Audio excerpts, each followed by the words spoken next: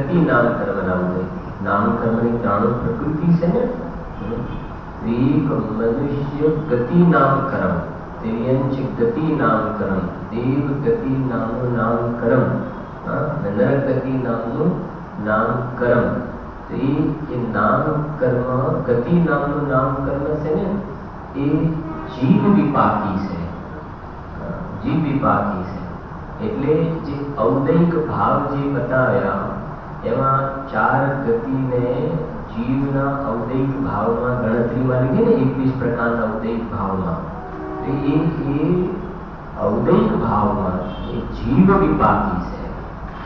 અને મનુષ્ય શરીર, ત્રિયંચ શરીર, દેવ શરીર, નારદનું શરીર જે મળે છે એ શરીર નામકર્મના ઔદૈક. ત્રણ પ્રકૃતિમાં ગતિ નામકર્મ, શરીર નામકર્મ આવે છે ને, અંગોપાંગ નામકર્મ, અલગ અલગ પ્રકારના કર્મ કયા, જાતિ નામકર્મ. તો એ મનુષ્ય, ત્રિયંચ, દેવ, નારદના જે શરીર મળે છે એ પુદ્ગલ વિપાકી પ્રકૃતિ છે. પુદ્ગલ વિપાક એનો ફળ આ શરીરની રચના થઈ એ પુદ્ગલ વિપાકી. અને મનુષ્ય, ત્રિયંચ, દેવ, નારદ ગતિ જે કરીને એ એક જીવ વિપાકી છે. જીવની અંદર એ મનુષ્ય ગતિને યોગ્ય એવી ચેષ્ટા વગેરે જોવામાં આવે. સમજાય છે ને? બેસવું, ઉઠવું, ઊંઘવું, નાચવું, કૂદવું વગેરે દરેક ગતિને યોગ્ય.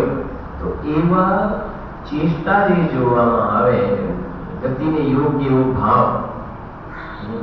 અહીંયા કોઈ રાગ દ્વેષને નથી લેવાનું, કેમ કે અનંત ભગવાનને પણ આ ઔદૈક ભાવ છે. મનુષ્ય ગતિનો ઔદૈક ભાવ અનંત ભગવાનને પણ છે ને, મનુષ્ય ગતિ છે. એટલે કોઈ રાગ દ્વેષને નથી જોડવાના અહીંયા. ગતિ સંબંધ ઔદૈક ભાવ એટલે જીવમાં એવા પ્રકારની મનુષ્ય પર્યાયને યોગ્ય એ જાતિનું બેસવું, ઉઠવું વગેરે જોવામાં આવે છે. સમજાય છે? તો અહીંયા કહે છે કે આ દ્રવ્ય કર્મ તથા ભાવ કર્મનો સ્વીકાર નહીં હોવાથી જીવને નારકત્વ, ત્રિયંચત્વ, મનુષ્યત્વ અને દેવત્વ ચાર ગતિઓનું પરિભ્રમણ નથી. આ ચાર ગતિની અંદર જીવને જે પરિભ્રમણ કરવા પડે છે એ તો કહે છે કે એ બધું પર્યાયમાં છે. શુદ્ધ જીવની અંદર આ પ્રકારની દ્રવ્ય કર્મ અને ભાવ કર્મ સાથે બધું રિલેટેડ છે. જીવે ભાવ કર્મ કર્યા તો ગતિનો બંધ થયો, ભાવ કર્મ કર્યા તો ગતિનો બંધ થયો, ને ગતિ બંધ થયો તો એ કર્મ ઉદયમાં આવ્યું. તેનું ફળ જોવામાં આવે છે. પણ એ દ્રવ્ય કર્મ ને ભાવ કર્મનો મારામાં સ્વીકાર જ નથી ને, એનો મારામાં પ્રવેશ જ નથી ને. તો આ ચાર ગતિનો સંબંધ તો દ્રવ્ય કર્મ ભાવ કર્મ સાથે છે. દ્રવ્ય કર્મ ભાવ કર્મ સાથે જ મારે છૂટાછેડા છે. તો પછી આ ચાર ગતિમાં પરિભ્રમણ મને સંભવતું નથી. લાગે છે? જો કાલે છેલ્લી વાત કરી હતી ને આપણે, અહીંયાથી મળીને દેવ ગતિમાં જવું છે કે નથી જવું? તો કહે છે કે પેલી વાત જે મરવાની વાત છે ને એ કહે છે મને લાગુ પડતી નથી. કેમ કે આ શુદ્ધ જીવની વાત છે ને. પંચમ ગતિમાં જવું છે કે નથી જવું? ચાર ગતિમાં ને પંચમ ગતિમાં. પંચમ ગતિ પણ જે છે એ ઉત્પાદ વેગ છે. કેમ કે એમાં પણ સમય સમય ઉત્પાદ વેગ થાય છે પર્યાયનો. અને બીજી રીતે જોઈએ પ્રવાહ મુક્તિ તો એ સાદી અનંત રહે છે, અનાદિ અનંત છે નહીં. અને હું તો એ તત્વ છું કે જે સાદી અનંત નહીં, અનાદિ અનંત ટકવા વાળું તત્વ છે. સમજાય છે? જો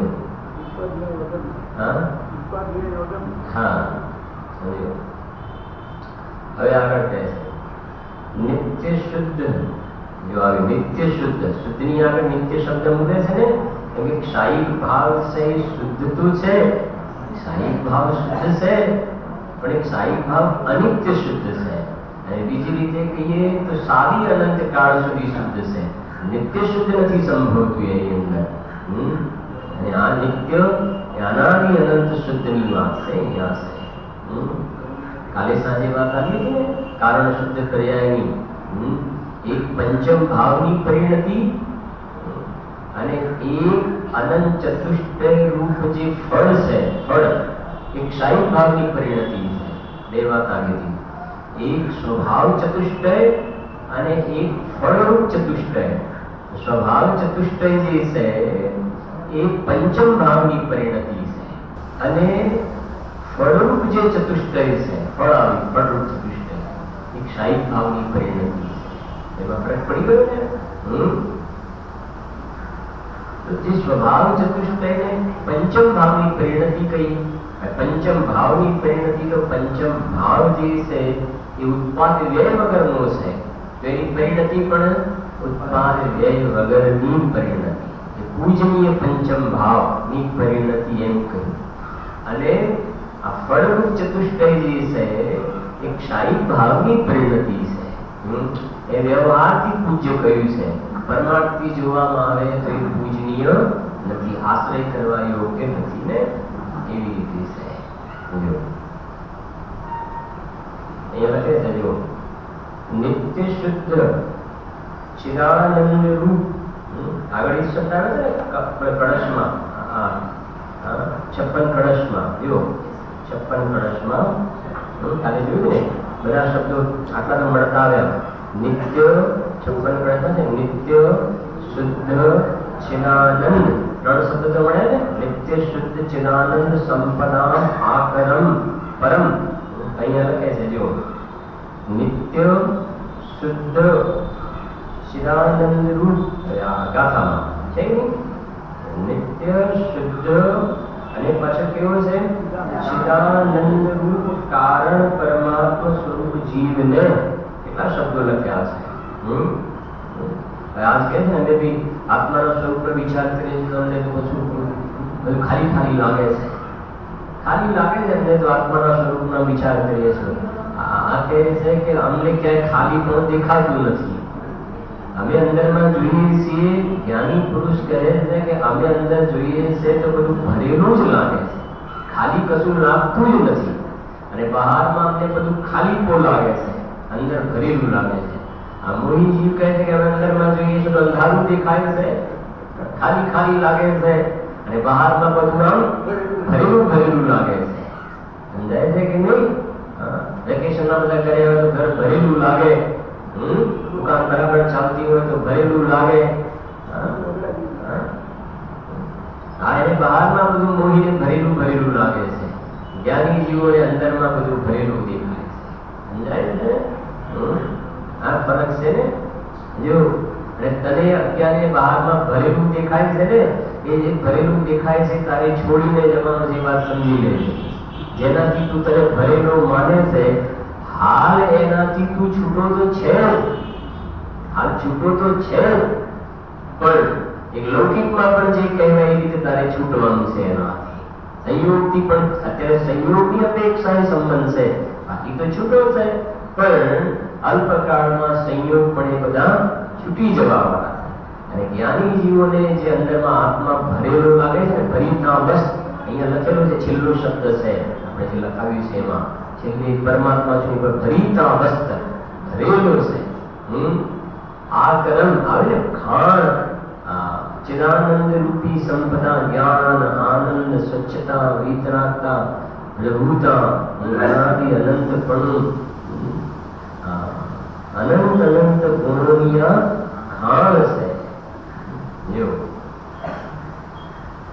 નિત્ય શુદ્ધ ચિદાનંદ રૂપ કારણ પરમાત્મા સ્વરૂપ જીવને. હવે જીવની આગળ કેવા શબ્દો વાપર્યા છે ને, બધી જગ્યાએ શુદ્ધ જીવ લખ્યું, અહીંયા લખ્યું કારણ પરમાત્મા સ્વરૂપ જીવ. કારણ શુદ્ધ જીવ, કારણ પરમાત્મા, શુદ્ધ અંતઃ તત્વ. કાલે આવે ને શબ્દ શુદ્ધ અંતઃ તત્વ, પરમ પારિણામિક ભાવ, જ્ઞાયક ભાવ, જીવ, રાજા, ભૂતાર્થ, આ બધા એના નામો છે ને. નિત્ય શુદ્ધ ચિદાનંદ રૂપ કારણ પરમાત્મા સ્વરૂપ જીવને પર્યાયમાં અનંત અને સિદ્ધ જે છે એ તો કાર્ય પરમાત્મા સ્વરૂપ જીવ છે. આ તો એમાં નિત્ય શુદ્ધ નહીં લાગે, એમાં અનિત્ય લાગશે. અને આ કારણ પરમાત્મા સ્વરૂપ જીવ છે એ તો નિત્ય છે, શુદ્ધ છે અને પાછો કેવો છે? ચિરાનંદ, જ્ઞાન અને આનંદ સ્વરૂપ. મેં જ્ઞાનાનંદ સ્વભાવ, જ્ઞાન આનંદ સ્વરૂપ. પર્યાયમાં કેવલ જ્ઞાન ને અનંત આનંદ પ્રગટ થાય એ નહીં, એ તો ક્ષાયી ભાવની પરિણતિ છે. અને આ જે ચિરાનંદ ઘન જે છે ને એ તો અહીંયા જે વાત કરે છે એ પંચમ ભાવની વાત ચાલે છે. જો નિત્ય શુદ્ધ ચિરાનંદ રૂપ કારણ પરમાત્મા સ્વરૂપ જીવને દ્રવ્ય કર્મ તથા ભાવ કર્મના ગ્રહણને યોગ્ય, દ્રવ્ય કર્મ તથા ભાવ કર્મના ગ્રહણને યોગ્ય વિભાવ પરિણતિનો અભાવ હોવાથી જન્મ, જરા, મરણ, રોગ અને શોક નથી. આ કે છે આ કારણ પરમાત્માને જેમ ઉપર કહ્યું એ પ્રમાણે દ્રવ્ય કર્મ અને ભાવ કર્મના ગ્રહણને યોગ્ય વિભાવ પરિણતિનો અભાવ છે. મારામાં વિભાવ પરિણતિનો શું છે? અભાવ. વિભાવ પરિણતિનો અભાવ છે એનો મતલબ સીધો અર્થ થઈ ગયો કે ભાવ કર્મનો મારામાં શું છે? અભાવ. અને ભાવ કર્મના નિમિત્તથી દ્રવ્ય કર્મ આવે છે તો દ્રવ્ય કર્મનો પણ શું થઈ ગયો? અભાવ. મારામાં વિભાવ પરિણતિનો અભાવ છે. હવે આ કુંડ ભગવાને એ તો સ્પષ્ટ લખ્યું છે કે મેં મારી નિજ ભાવના માટે આવી છે. એટલે મારામાં પૈસાનો અભાવ છે, કે બહારના જે 10 પ્રકારના પરિગ્રહ, ક્ષેત્ર, મકાન, દાસી, દાસ, સોનું, ચાંદી, વસ્ત્ર, વાસણ, એ બધાનો મારામાં અભાવ છે. એ બધી લાંબી પોળી વાતો ના લખી એમને તો સીધું એમ લખ્યું કે વિભાવ પરિણતિનો મારામાં શું છે? અભાવ છે. બસ વિભાવ પરિણતિનો અભાવ છે એટલે એનું નિમિત્ત પામીને દ્રવ્ય કર્મ બંધાય છે. દ્રવ્ય કર્મ ને ભાવ કર્મનો મારામાં અભાવ છે. આવું નામ થઈ ગયું ને એ પ્રમાણમાં પણ અટક્યા નહીં. અભાવ હોવાથી શું થઈ ગયું? એ અભાવ હોવાથી જન્મ, જરા, મરણ, રોગ અને શોક નથી. કેમ કે આ જે બતાવે ને પાછે બતાવ્યા જન્મ, જરા, મરણ, રોગ અને શોક, એ તો જ્યાં વિભાવ પરિણતિ છે તો એ કહે છે કે આ બધું ચક્ર જોવામાં આવે છે. એટલે પહેલી વાત કહે છે કે જન્મ, જન્મના પ્રકાર બતાવ્યા. ગર્ભજ જન્મ, સમૃચ્છન જન્મ અને ઉપપાદ જન્મ. દેવોને જન્મ કહ્યો, દેવ અને નારકીઓ. દેવ અને નારકીને જે જન્મ કેવા છે? ઉપપાદ જન્મ હોય છે. ઉપપાદ શૈયા પર એ પ્રકારે જન્મ દેવ નારકીને. મનુષ્યના જે જન્મ છે એ ગર્ભજ અને સમૂર્છન પણ છે. જે લગતા પર્યાપ્ત મનુષ્ય છે એના સમૂર્છન જીવ છે. અને ત્રિયંચની વાત કરીએ તો ત્રિયંચની અંદર એ સમૂર્છન અને ગર્ભજ બે જોવામાં આવશે. ત્રિયંચમાં સમૂર્છન અને ગર્ભજ બે જોવામાં આવશે. જે ભેદ છે જન્મના, ઉપપાદ જન્મ, ગર્ભજ, સમૂર્છન, ऐकेन्द्रिय, बेन्द्रिय, त्रणेन्द्रिय, चार इंद्रिय, ये બધા જે છે નિયમથી સમૂર્છન જીવ હોય છે. પંચેન્દ્રિય જીવ હોય છે ત્રિયંચ, પંચેન્દ્રિય ત્રિયંચ. એ સમૂર્છન પણ હોય, ગર્ભજ પણ હોય. મનુષ્ય સમૂર્છન પણ હોય, ગર્ભજ પણ હોય. દેવ અને નારકી જે છે એમના જન્મ કેવા છે? ઉપપાદ જન્મ હોય છે. ત્રણ પ્રકાર બતાવે. ઉપપાદ અને એને પછી જે ગર્ભજના ત્રણ પ્રકાર પાછા. ગર્ભજના મનુષ્યને ત્રિયંચમાં ગર્ભજ કહે એના ત્રણ પ્રકાર. જરાયુજ, અંડજ અને પોત. જરાયુજ એટલે જે આ બકરી હોય ને અંદર ઝાડ લપેટી હોય આપે, આ મનુષ્યના જે અંદર બચ્ચા ઉપર ઝાડ આખી લપેટી હોય એ જરાયુજ કહેવાય. અંડજ એટલે જે આ પક્ષી વગેરે જે ઈંડા મૂકે ને એ અંડજ. અને પૂતજ એટલે જન્મ થાય ને સીધો દોડવા લાગે, ચાલવા લાગે. વાઘ, સિંહ, શું કહેવાય, વાંદરા, હરણ એ જન્મ થાય ને સીધા ચાલવા લાગે. તો એ જે છે એ પોતમાં એ પ્રકારે જન્મના બધા ભેદ છે. ખ્યાલ આવે છે ને? હવે અહીંયા કહે છે કે આ કોઈ પણ પ્રકારના આ જન્મના જે ભેદ કહ્યા ને એમાંથી કોઈ પણ પ્રકારનો જન્મ મને ઘટિત થતો નથી. છે તમારી પાસે તત્વસૂત્ર છે ને? જુઓ જરા બીજો અધ્યાય કાઢો. જન્મના ભેદ છે 31 સૂત્ર કાઢો. 31 મળ્યું? જો એટલે ને જન્મના ભેદ મળ્યા. 31 સૂત્ર 214 પાનું છે. 214 પાનું બીજો અધ્યાય સૂત્ર 31. હિન્દી હોય તો હિન્દીમાં જે પ્રમાણે જોજો. 31 નંબરનું સૂત્ર અધિકાર બીજો. જો એમાં શું કહે છે? સમૂર્છન ગર્ભોપપાદા જન્મ લખે છે. સમૂર્છન, ગર્ભ અને ઉપપાદ એવા 3 પ્રકારના જન્મ હોય છે. આ બધો જ્ઞાનનો વિષય છે. આ કોઈ આશ્રય કરવા યોગ્ય તત્વની વાત ચાલતી નથી.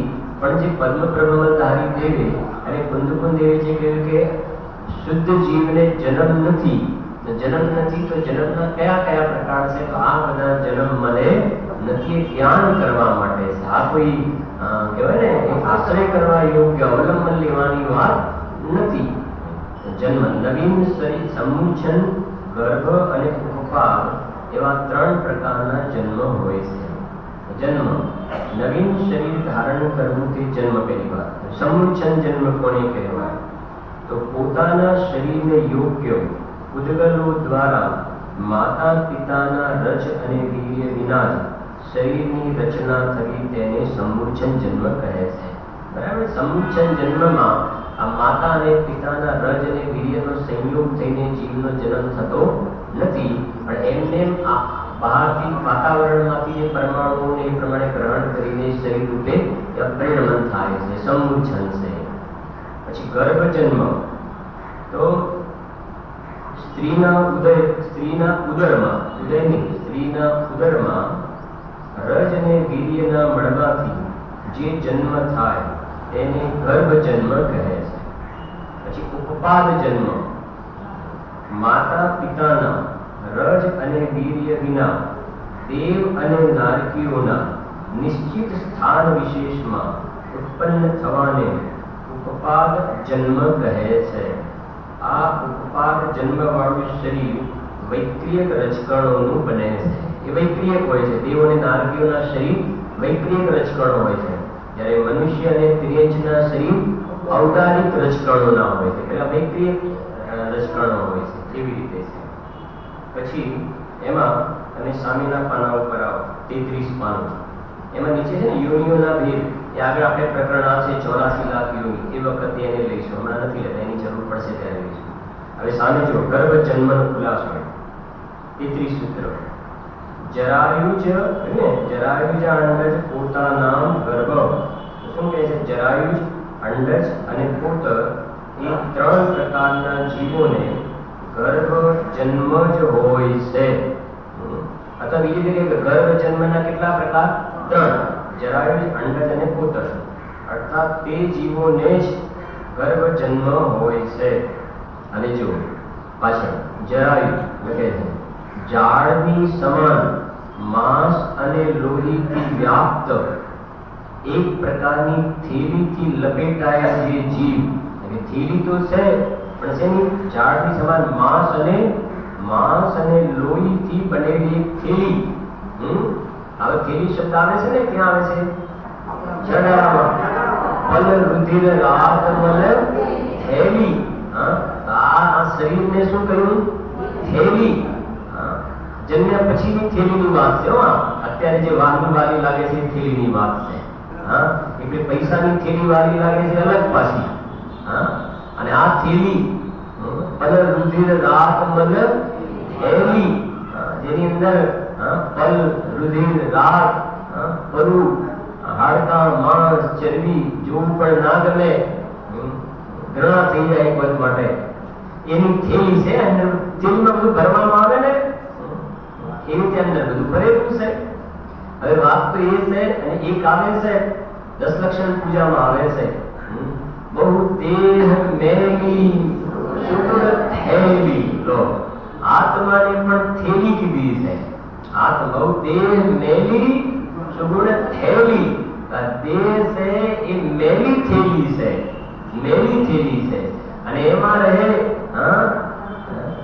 किंतु रहे इस देह में निर्मल रहा जो आत्मा, तो आत्मा जैसे ये सुगुणोनी थैली છે, એને રંચ માત્ર શરીરની ગંદકી તો વાત દૂર રહો, પુણ્ય પાપના પરિણામોની મલિનતાનો પણ જેને સ્પર્શ છે નહીં એવી સુગુણોની થેલી છે. વાત તો એ છે કે જ્યારે જીવનો જન્મ થાય છે ને એટલે ઝાડની સમાન માંસ અને લોહીથી વ્યાપ્ત એક પ્રકારની થેલીથી લપેટાયેલ જે જીવ જન્મે તેને જરાયુજ કહે છે, જેમ કે ગાય ભેંસ મનુષ્ય વગેરે. વાત એ છે આ ગાય ભેંસ મનુષ્ય આ જીવનો જ્યારે જન્મ થયો, આ જન્મની અપેક્ષાએ વાત કર્યો, જન્મ થયો 9 માસ પછી, તો એ શરીરની અંદર શું હતું? ગંદકી, અને લપેટાયેલું શેના વડે હતું? ગંદકી. આવી સ્થિતિ હતી, સમજાય છે કે નહીં? જન્મ્યો ત્યારે શરીર પણ ગંદકીથી બનેલું, અને એની પર જે આવરણ હતું એ પણ ગંદુ આવરણ, સમજાય છે કે નહીં? પણ આ ગંદા ઉપરના આવરણને શું કર્યું? દૂર કરીને પછી ખુશી ખુશી થઈ ગયું, સમજાય છે કે નહીં? ખુશી ખુશી થઈ ગયું કે હવે બરાબર બરાબર, હા હવે બરાબર. અહીંયા કહે છે અરે આ બહારના આવરણને તે દૂર કર્યું, અને પછી આ છે ને દીપે ચાંદ આનંદ મઢી, બસ કહે છે કે હવે એમાં રોકાઈ ગયું તું. એ કહે છે કે સરવાળી જોવાનું આવે, જેમ પેલા આવરણને દૂર કર્યું ને એવી રીતે જ્ઞાનમાં, તારા જ્ઞાનમાં આ આવરણ જે છે એને હટાવીને અંદરમાં ત્રિકાલી ધ્રુવ ગાયક ભાવ એની સામે તું દ્રષ્ટિ કર ભૈયા. જો જરાયુ જન્મ ખ્યાલ આવે ને, માંસ અને લોહીથી લપેટાયેલી થેલીની અંદર એ બાળક અથવા તો ગાય ભેંસ એના બચ્ચા આવે એને દૂર કરે. પછી અંડજ, જે જીવ ઈંડામાંથી જન્મે છે તેને અંડજ કહે છે, જેમ કે ચકલી, કબૂતર, મોર વગેરે પક્ષીઓ. તે શું મૂકે છે? ઈંડા. આ બધા ગર્ભજના પ્રકાર છે. મૂળ જન્મના 3 ભેદ: સમૂછન, ગર્ભજ અને ઉપપાત. સમૂછન, ગર્ભજ અને ઉપપાત. એમાં અત્યારે વાત કરી રહ્યા છે ગર્ભજના 3 પ્રકાર છે: જરાયુજ, અંડજ અને એની વાત ચાલે છે. કેમ કે આ જે ગર્ભજ જે છે ને મનુષ્ય ત્રિયંશમાં જોવામાં આવે, મનુષ્ય ત્રિયંશમાં. દેવ અને નારકીને તો કયા છે? ઉપપાત છે. ગર્ભજમાં 3 પ્રકાર થઈ ગયા: જરાયુજ, અંડજ અને જે પોતજ. જે જીવ ઈંડામાંથી જન્મે છે તેને અંડજ કહે છે, જેમ કે ચકલી, કબૂતર, મોર વગેરે પક્ષીઓ. તો અંડજ મનુષ્યમાં નહીં જોવામાં આવે પાછળ. આ જરાયુજ જે છે ને, જરાયુજ એ તો મનુષ્યમાં પણ જોવામાં આવશે, ત્રિયંશમાં પણ જોવામાં આવશે. અંડજ છે પક્ષીઓમાં જોવામાં, અંડજ શેમાં જોવામાં આવશે? પક્ષીઓમાં જોવામાં આવશે. પછી પોતજ, પોતજ તો કે જન્મતી વખતે જે જીવોના શરીર પર કોઈ પણ પ્રકારનું આવરણ ન હોય તેને પોતજ કહે છે, જેમ કે સિંહ, વાઘ, હાથી, હરણ, વાંદરો વગેરે. એમના શરીર પર કોઈ પણ પ્રકારનું આવરણ હોતું નથી. ઈંડાની અંદર પણ બહારમાં શું હોય છે? આવરણ હોય. પેલામાં માંસ અને લોહીની એક થેલીનું આવરણ હોય છે, અને પોતજમાં કોઈ પણ પ્રકારનું આવરણ હોતું નથી. તો આવા પ્રકારના અહીંયા જે લખ્યું છે ને, જો અસાધારણ ભાષા અને અધ્યયન આદિ જરાયુજ જીવોમાં જ હોય છે. ચક્રધર, વાસુદેવ આદિ મહાપ્રભાવશાળી જીવો જરાયુજ છે. મોક્ષ પણ જરાયુજને જ થાય છે. એવી રીતે છે. પણ જરાયુજને લક્ષ્ય કરવાથી મોક્ષ થતો નથી. સમજાય છે કે નહીં? મોક્ષ તો શુદ્ધ જીવનું લક્ષ્ય કરવાથી મુક્તિની પ્રાપ્તિ થાય છે. એવી રીતે છે. પછી નીચે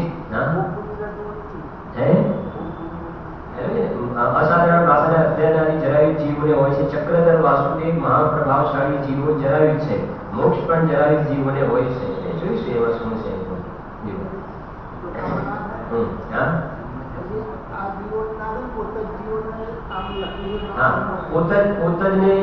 પોતજને નહીં થાય. પોતજનો મોક્ષ થવાનો પ્રસંગ એ પર્યાયમાં સમ્યક દર્શનની પ્રાપ્તિ તો થાય. અહીંયા વાત જે છે ને મોક્ષની વાત છે. મોક્ષની પ્રાપ્તિ જરાયુજ જીવોને થાય. અને જરાયુજ હશે તો એને, અને એ કહે છે કે એ મનુષ્યની અંદર એ જરાયુજ જે છે એ છે. પછી ઉપપાદ જન્મ. ઉપપાદ જન્મ જો શું કહે છે કે દેવ અને નારકીઓને ઉપપાદ જન્મ જ હોય છે. અર્થાત ઉપપાદ જન્મ તે જીવોને જ હોય છે. દેવ અને નારકીઓ એ સિવાય બાકી મનુષ્યને તિર્યકને ઉપપાદ જન્મ હોતો નથી. શું કહે છે જો દેવના પ્રસૂતિ સ્થાનમાં શુદ્ધ સુગંધી કોમળના સંપુટના આકારે સૈયા હોય છે. તેમાં ઉત્પન્ન થઈ અંતર્મુહૂર્તમાં પરિપૂર્ણ યુવાન જેવું થઈ જેમ કોઈ સૈયામાં સૂતેલો જાગૃત થાય તેમ આનંદ સહિત જીવ બેઠો થાય છે. આ દેવનો ઉપપાદ જન્મ છે. સમજાય છે ને? નરકમાં તો રોતા રોતા જન્મ થાય અને મનુષ્યમાં શું હસતા હસતા હસતા હસતા મનુષ્યમાં રોતો રોતો ચાલે છે ને? રોતો રોતો ચાલે છે. બાકીના હસે છે. બાકીના એ તો રોતો રોતો આવે છે. સમજાય છે કે નહીં? તીર્થંકર વગેરે જેવાની વાત અલગ છે. એ અપવાદ રૂપ છે. બાકી તો કેમ કે એટલી તકલીફ, એટલી વેદના છે ને જન્મ સમયની જે લખ્યું ને નિકસત જે દુઃખ પાયે ગોર जिनको कहत न આવે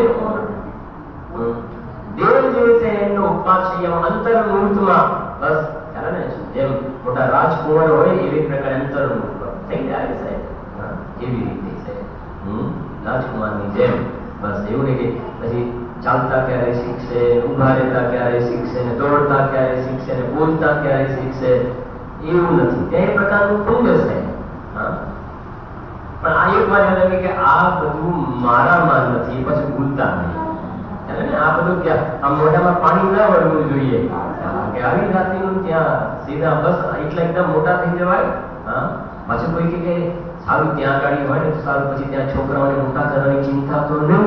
અરે ભલા મારા ત્યાં છોકરાઓ હોતા જ નથી. સમજાય છે કે નહીં? ત્યાં છોકરાઓને નાનાથી મોટા કર્યા, ભણાવવા ને આ ને તે ને દેવોને એવા એ નથી હોતી. બાળકો સંતાન વગેરે એવું નથી હોતું. દેવને દેવાના જીવન પર્યંત બસ પુણ્યનો ઉદય છે તો ભોગમાં રહે તે પ્રમાણે, અને ધર્મનો રસ હોય છે તો ધર્મને આત્માની આરાધના કરે છે. એવી રીતે બે નારકી જીવો દિલમાં ઉત્પન્ન થાય છે. અને આ વાત ને આ મૈત્રીય પરમાણુ બેમાં ઉપવાદ વાળાને મૈત્રીય પરમાણુ શરીર બને છે. નારકી જીવો દિલમાં ઉત્પન્ન થાય છે.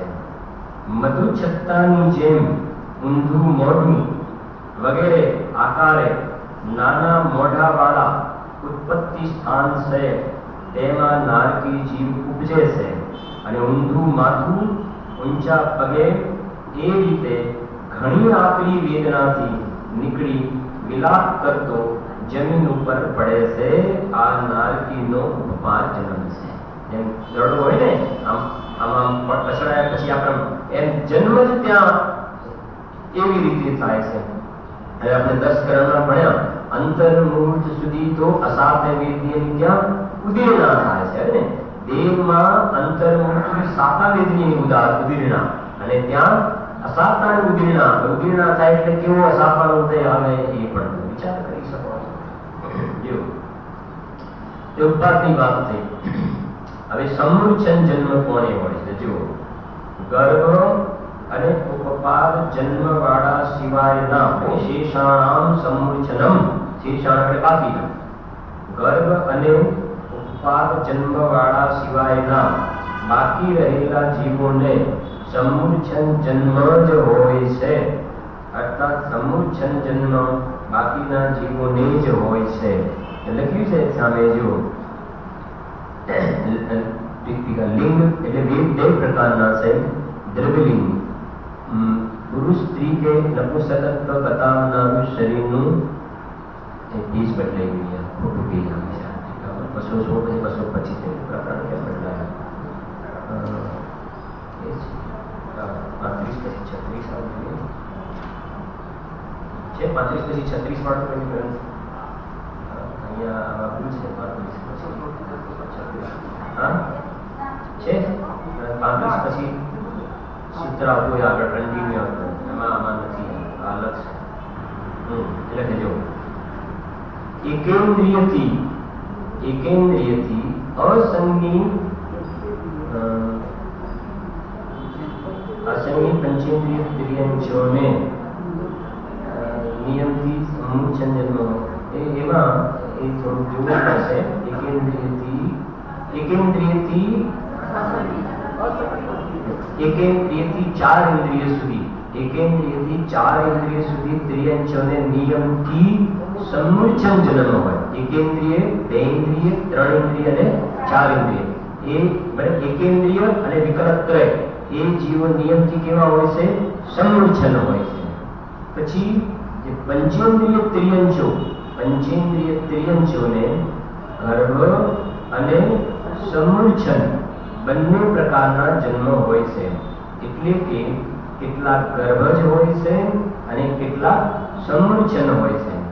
લબ્ધ અપર્યાપ્ત મનુષ્યને પણ સમૂર્છન જન્મ હોય છે. આપણે જોયું ને, મનુષ્યની અંદર ગર્ભજ પણ હોય, સમૂર્છન પણ હોય. સમજી લો, મનુષ્યમાં ગર્ભજ પણ હોય, સમૂર્છન પણ હોય. ત્રિયંચની અંદર ગર્ભજ પણ હોય, સમૂર્છન પણ હોય. અને ગર્ભજના કેટલા પ્રકાર થઈ ગયા? 3. જરાયુજ, અંડજ અને પોતજ. દેવ અને નારકીને કયા હોય? દેવ અને નારકીને જન્મ કેવા? ઉપપાદ જન્મ. બરાબર, એક આ સામાન્ય કથન છે. બાકીના જન્મના જ્યારે એ તત્વાસૂત્ર ચાલે ત્યારે એની વિસ્તારથી ઘણી ચર્ચા થાય, પણ એક મોટા રૂપથી તમને થોડો ખ્યાલ આવે કે આવા પ્રકારના જન્મના જે ભેદ કયા એ કહે છે ભાવ કર્મ અને નો કર્મ. એ ભાવ કર્મ અને દ્રવ્ય કર્મ એના કારણે આ પ્રકારના બધા અલગ અલગ પ્રકારના ભાવ કરે તો કર્મ બંધાય. આવા અલગ અલગ પ્રકારના દેવ ને નારક, એકેન્દ્રિય, 2 ઇન્દ્રિય અને અલગ અલગ મનુષ્ય ત્રિયંચની અંદર અલગ અલગ પ્રકારના જે જન્મ કયા એ કાં તો સમૂર્છન જન્મ, કાં તો ગર્ભજ, કાં તો ઉપપાદ. અને ગર્ભજની અંદર જરાયુજ, અંડજ, પોતજ એ બધા જન્મના ભેદ જોવામાં આવે છે.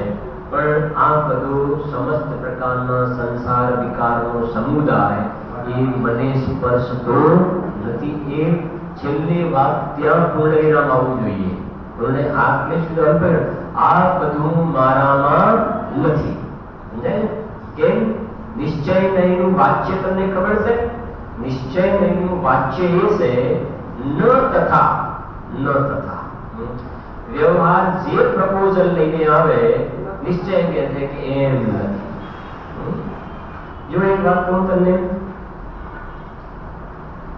નિશ્ચય કોનો નિષેધ કરે છે? વ્યવહારનો નિષેધ કરે છે. બરાબર છે કે નહીં? ભારત મારો દેશ છે નિશ્ચયનું કથન છે કે વ્યવહારનું કથન છે? બોલો. વ્યવહારનું કથન છે. બરાબર છે કે નહીં?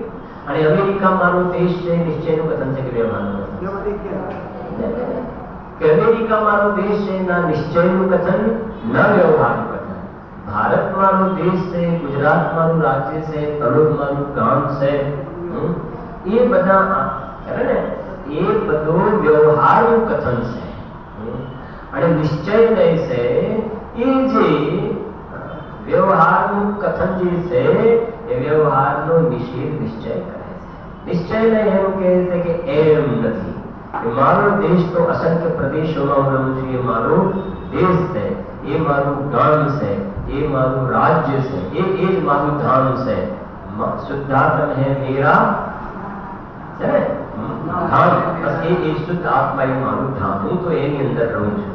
એ નિશ્ચય ન તથા કે બોલો તમારો જન્મ કયો, સમુચ્છન જન્મ, ઉપપાદ જન્મ. હવે જ્યારે જ્ઞાનનો વિષય ચલાવતા હોઈએ તો બોલો કયો જન્મ તમારો, કે ભાઈ ઉપપાદ જન્મ, સમુચ્છન કે ગર્ભ, તો શું કહીશું? ગર્ભ, ગર્ભ જન્મ, ગર્ભ છે. હવે ગર્ભમાં પૂછીએ કે જરાયુજ, અંડજ કે પોતજ, તો શું કહીશું? જરાયુજ. બરાબર છે ને? હવે નિશ્ચયને શું કહે છે? એમ નથી. એમ નથી તો એમ નથી તો એનો મતલબ ઉપપાદ જન્મ છે, એનો મતલબ અંડજ જન્મ છે, એવું નથી કેવું. એમ નથી એટલે પેલું વ્યવહારે તો વ્યવહારથી સત્યપણાનું જ્ઞાન કરાવ્યું. શું? વ્યવહારે વ્યવહાર જો કહે છે ને વ્યવહારથી વ્યવહાર સાચો. ફરી સમજો, વ્યવહારથી વ્યવહાર સાચો, નિશ્ચયથી વ્યવહાર જૂઠો. વ્યવહારથી પણ વ્યવહારને જૂઠો માનશો તો ગડબડ થઈ જશે બનાવવામાં. એ વ્યાખ્યાન પૂરું થાય પછી તમે કઈ બાજુ જવાના? ક્યાં જવાનું? વ્યાખ્યાન પૂરું થાય પછી ઘરે. કોના ઘરે?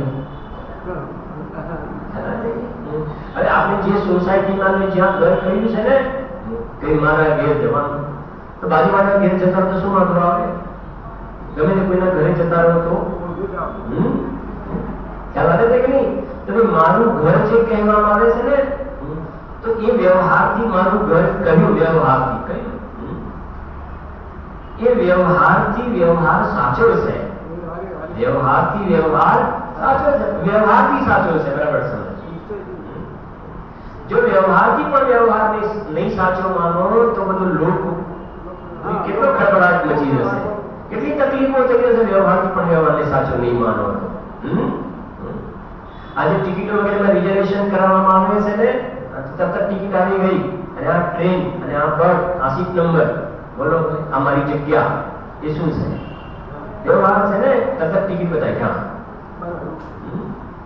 નહીં ગમે જેને જે લોક શક્તિ આવીને ગુજરાત મેળને જેને જ્યાં બેસો તે બસ બધા છૂટ છે. એકદમ ઉદાર ભાવના, જેને જ્યાં આવો જેને આવો ત્યારે બેસે. શું થશે? ઉદાર ભાવના કેવા છે ને વ્યવસ્થા કેવાથી વ્યવસ્થા ઉભી થશે. કેટલી આ વ્યવસ્થા ઉભી થશે? જેને જ્યાં આવો જ્યાં બેસો તો બેસે. અરે જનરલ ડબ્બાની અંદર પણ લાઈન લગાવીને બેસાડે છે. ભલે ત્યાં ન હોય રિઝર્વેશન તો પણ જનરલ ડબ્બામાં વ્યવસ્થા કરે છે કે નહીં? લાઈન સર બધાની અંદર એક પછી જમા દે છે. બોલો હોય છે કે નહીં? તો વ્યવહારથી વ્યવહાર સાચો છે, પણ મિથ્યા દ્રષ્ટિ ભૂલ ક્યાં કરે છે? એ વ્યવહારથી વ્યવહારને સાચો કયો ને પરમાર્થી માનો. આ ઘડિયાળ માની વ્યવહારથી કહી, પણ આને એવો ચોટી પડ્યો જે ભૂગલમાંથી સ્પર્શ રસ ગંધ વર્ણ જુદું ન થાય એમ આ બધા સંયોગોથી આ છૂટો થવા માટે તૈયાર એવી એને અભેદ બુદ્ધિ કરી દીધી. એવી અભેદ બુદ્ધિ કરી એટલે એને વ્યવહાર ઉભો ના થયો. કેમ? કેમ કે નિશ્ચયની પ્રાપ્તિ વિના વ્યવહાર કદાપી પ્રગટ થતો નથી. શુદ્ધ જીવમાં અહંકમ સ્થાપિત કર્યા વગર આ વ્યવહારથી તો વ્યવહારથી વ્યવહાર બરાબર, પણ તારે નિશ્ચય પ્રગટ્યો છે તો વ્યવહારથી વ્યવહાર સમજાય છે કે નહીં? હા, એટલે લોક વ્યવહારમાં બરાબર કરતું વ્યવહાર ઓકે બરાબર, પણ વ્યવહારને પણ વ્યવહાર તરીકે નથી જાણતો કે તને મિથ્યાત્વ છે અને વ્યવહાર નથી. એવી રીતે એટલે ભાવ સમજો કે જુનાગઢમાં કે તત્વાસૂત્રમાં જન્મના ભેદનું જ્ઞાન કરાવ્યું અને પછી કહ્યું કે આપણો જન્મ ગર્ભજમાં આવે એટલે જરાયુજમાં આવે, અને અહીંયા તો કે જન્મ નથી તો કોઈ પણ પ્રકારનો જન્મ નથી. પછી જરાયુજ નથી તો અંડજ છે કે ઉપપાદ છે, એ ક્યાં વાત જ રહી? કોઈ પણ પ્રકારનો જન્મ મને સંભવતો નથી. કેમ? કેમ કે દ્રવ્ય કર્મ અને ભાવ કર્મ વિભાવ પરિણતિનો વારામાં શું છે? અવસ્થ છે. એટલી વાત.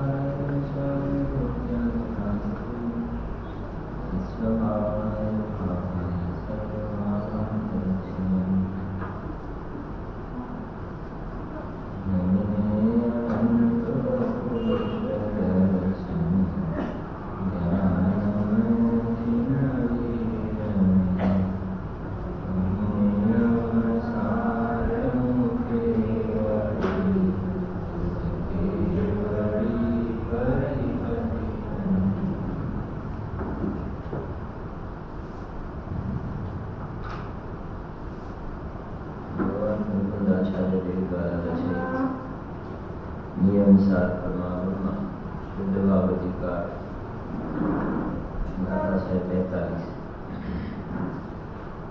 चौगई भव संभ्रम जाई जरा मरण रोग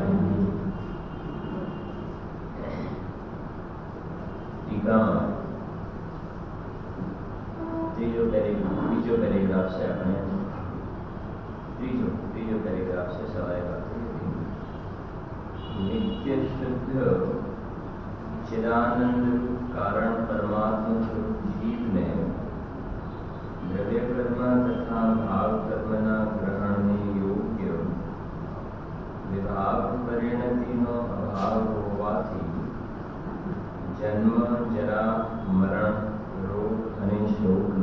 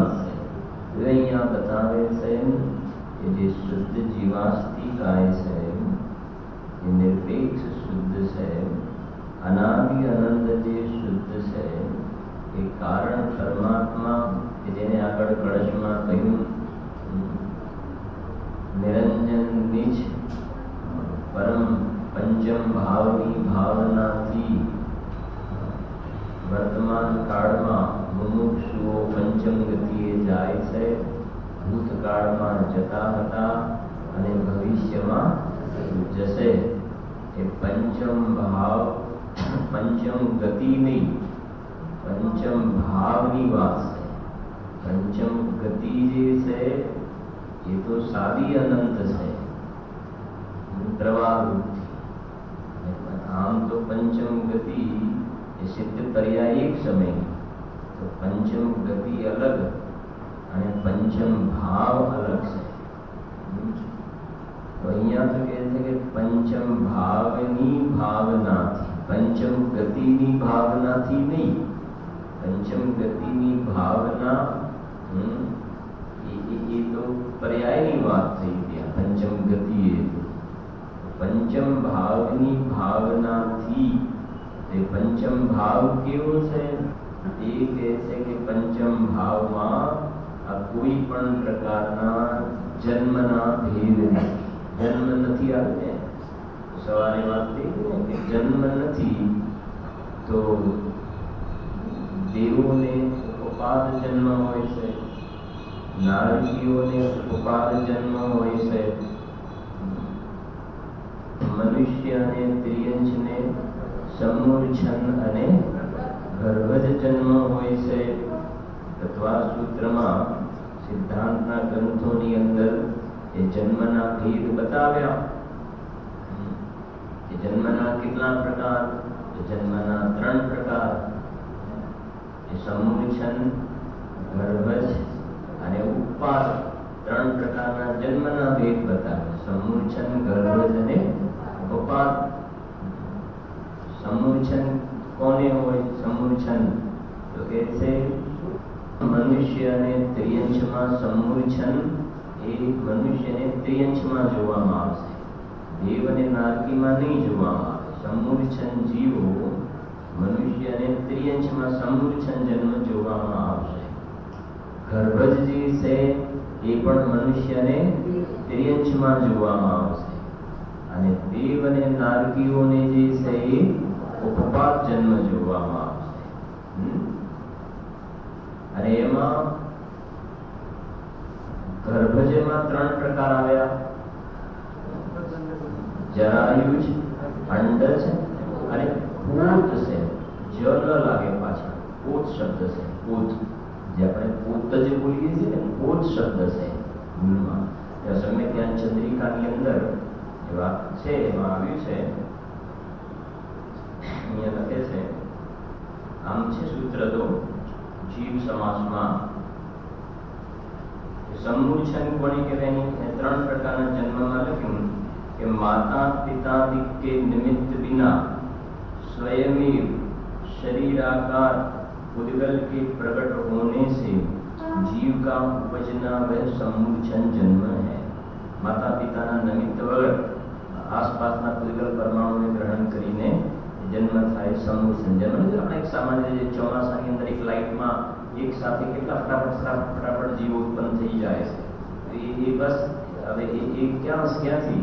તો બસ એવી જ રીતે એ જીવો આસપાસના પરમાણુઓને ગ્રહણ કરીને શરીર પરિણમન થઈ જાય છે. ત્યાં આગળ જીવના ભાવ નિમિત્ત પામી સમૂર્છન જન્મ કહેવાનું. એક સાથે કેટલા જોઈએ છે? આમ આમ કલ્પના ન કરાય એટલા જીવો થઈ જાય છે. જો એ સમૂર્છન, એમાં માતા પિતાનું કોઈ નિમિત્ત નથી હોતું. પછી પુનશ્ચ માતા કે લહુ એટલે માતાનું લોહી, माता के लहू और पिता के वीर्य रूप उद्गल का शरीर रूप से ग्रहण करके जीव का उपजना वह गर्भ जन्म. एक समूर्छन, बीजो गर्भ जन्म. तो गर्भ जन्म में माता पिताનું નિમિત્ત હોય છે ત્યાં. હવે 2 થઈ ગયા, સમૂર્છન અને ગર્ભ.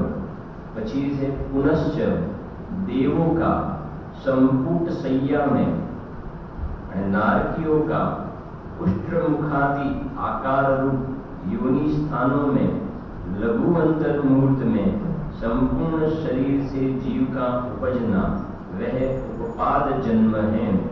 इस तरह 3 प्रकार से जन्म के भेद जानने. देव ने नारकीओं ने उपपाद जन्म होय છે. બરાબર? આ 3 જન્મના ભેદ થયા.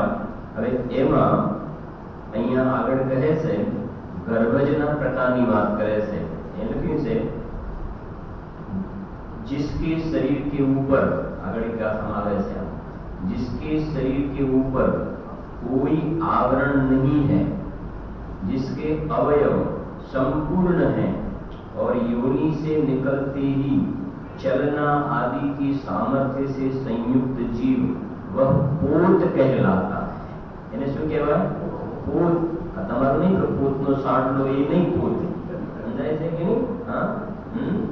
આ પોત એટલે જન્મનો ગર્ભજ જન્મના જે ત્રણ ભેદ છે, જરાયુજ, અંડજ અને પોત. પોત તો પોત કોને કહેવાય કે એ જીવ રહે જન્મ થતા ચાલવું વગેરે સીધું, બરાબર છે? એ જોયું છે ને સવારે આપણે માંદરું છે, હરણ છે, વાઘ, સિંહ એ સીધા એ પ્રમાણે ચાલવા લાગે. પછી પુનશ્ચ प्राणी के शरीर के ऊपर जाल समान आवरण मांस लहू जिसमें विस्तार रूप पाया जाता है, लोही અને માંસની જે થેલી હોય તેની ઉપર ऐसा जो जरायु उसमें उत्पन्न जीव जरायुज कहलाता है. देखे गया.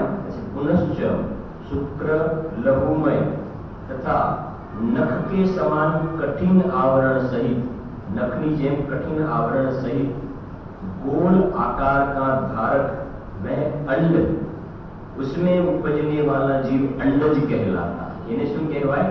अंडज कहवाय. इन पोत, जरायुज, अंडज जीवों का गर्भ रूप ही जन्म का भेद जानना. ત્રણ પ્રકાર જે કયા? પોત, પછી જરાયુજ અને અંડજ. એમનો કેવા પ્રકારનો જન્મ જાણવો? ગર્ભજ જાણવો. સમજાય છે? पुनश्च चार प्रकार के देव और नरक में उत्पन्न थोड़ा नारकी, इनका उत्पाद ही जन्म का भेद है. अरे बाकी कौन रह गया? कौन रह गया बाकी? जो इन कहे हुए जीवों के बिना अन्य सर्व एकेंद्रिय द्विइंद्रिय, क्योंकि समुच्चन बाकी रहे ने, गर्भज થઈ ગયા, ઉપપાદ થઈ ગયા, समुच्चन નો ભેદ બાકી રહ્યો. તો समुच्चन માં કોણ આવશે? જો इन कहे हुए जीवों के बिना अन्य सर्व एकेंद्रिय, बड़ा एकेंद्रिय, द्विइंद्रिय, त्रिइंद्रिय, चतुरिंद्रिय और कितने ही पंचेंद्रिय त्रियंश और लब्ध पर्याप्त मनुष्य, इनका समूर्छन ही जन्म का भेद पाया जाता है, ऐसा सिद्धांत में कहा है. आवा प्रकारे जन्मना बधा भेद बताव्या છે. તો આપણો કયો જન્મ? બોલો હવે, કયો જન્મ આપણો? બોલો, ઉપપાદ કે સમૂર્છન કે ગર્ભજ? સમજાય છે કે નહીં? આપણે એટલા માટે 5 મિનિટ લીધું ને, સવારે લીધું હતું વિસ્તારથી, પણ થોડું બધા બીજાને પણ ખ્યાલ આવશે ને. કયો જન્મ? એને ગર્ભજ. ગર્ભજમાં તો પછી 3 લખ્યા, જરાયુજ, અંડજ અને પોત. એમાં પોત તો નહીં, અંડજ નહીં, જરાયુજ. તો કહે છે કે અહીંયા એ બતાવો. સમજાય છે કે નહીં? તો એ जरायुज जन्म लख्યું છે ને શાસ્ત્રમાં કે ગર્ભજ જન્મ છે. ગર્ભજ એટલે લબ્ધ પર્યાપ્ત મનુષ્ય નથી, આપણે પર્યાપ્ત મનુષ્ય છીએ. કે લબ્ધ પર્યાપ્ત છે, સમૂર્છન જન્મ છે ત્યાં. તો પર્યાપ્તના 3 ભેદ કયા? પર્યાપ્ત મનુષ્ય જે છે ગર્ભજ, એમાં જરાયુજ અને પોત જ. પોત તો એ કહે છે શાસ્ત્રમાં લખ્યું છે ને કે જન્મ મનુષ્યની અંદર ગર્ભજ હોય ને દેવો ને આમ ને આમ લખ્યું તો છે. તો પછી તમે ના કેમ પાડો છો? કે વાત એ છે કે એ જે બધા કથન છે એ વ્યવહારના કથન છે. વ્યવહારના કથન એ સંયોગની તરફથી કથન છે. અને વ્યવહારના કથન એકને બીજામાં ભેળવીને કથન કરે છે. થોડું સાહેબ લખીને મોક્ષમાર્ગ પ્રકાશકની અંદર નિશ્ચય વડે જે નિરૂપણ કર્યું હોય તેને સત્યાર્થ જાણીને તેનું શ્રદ્ધા અંગીકાર કરવું, અને વ્યવહારને વડે જે નિરૂપણ કર્યું હોય તેને અસત્યાર્થ જાણીને તેનું શ્રદ્ધા છોડવું.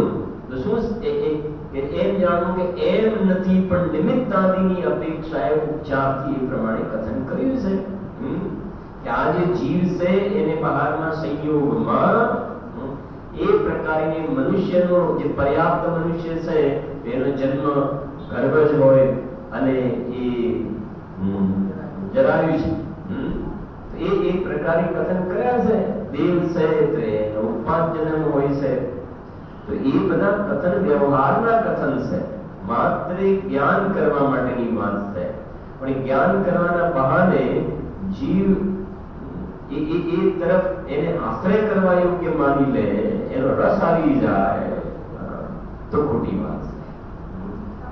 સમજાય છે કે હા, સમૂર્છન જે પંચેન્દ્રિય છે એ પંચેન્દ્રિય જે ત્રિયંચ કહે, પંચેન્દ્રિય ત્રિયંચ, પંચેન્દ્રિય ત્રિયંચ છે એમાં સમૂર્છન પણ આવશે અને ગર્ભજ પણ આવશે, બે આવશે, સમૂર્છન અને ગર્ભજ.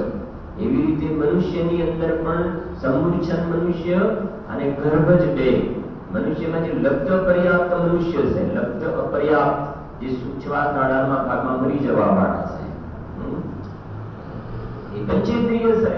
મનુષ્ય છે ને પંચેન્દ્રિય છે, લબ્ધ પર્યાપ્ત સમૂર્છન છે. અને જે ગર્ભજ મનુષ્ય જે છે, ગર્ભજ એ સમૂર્છન નહીં કહેવાય,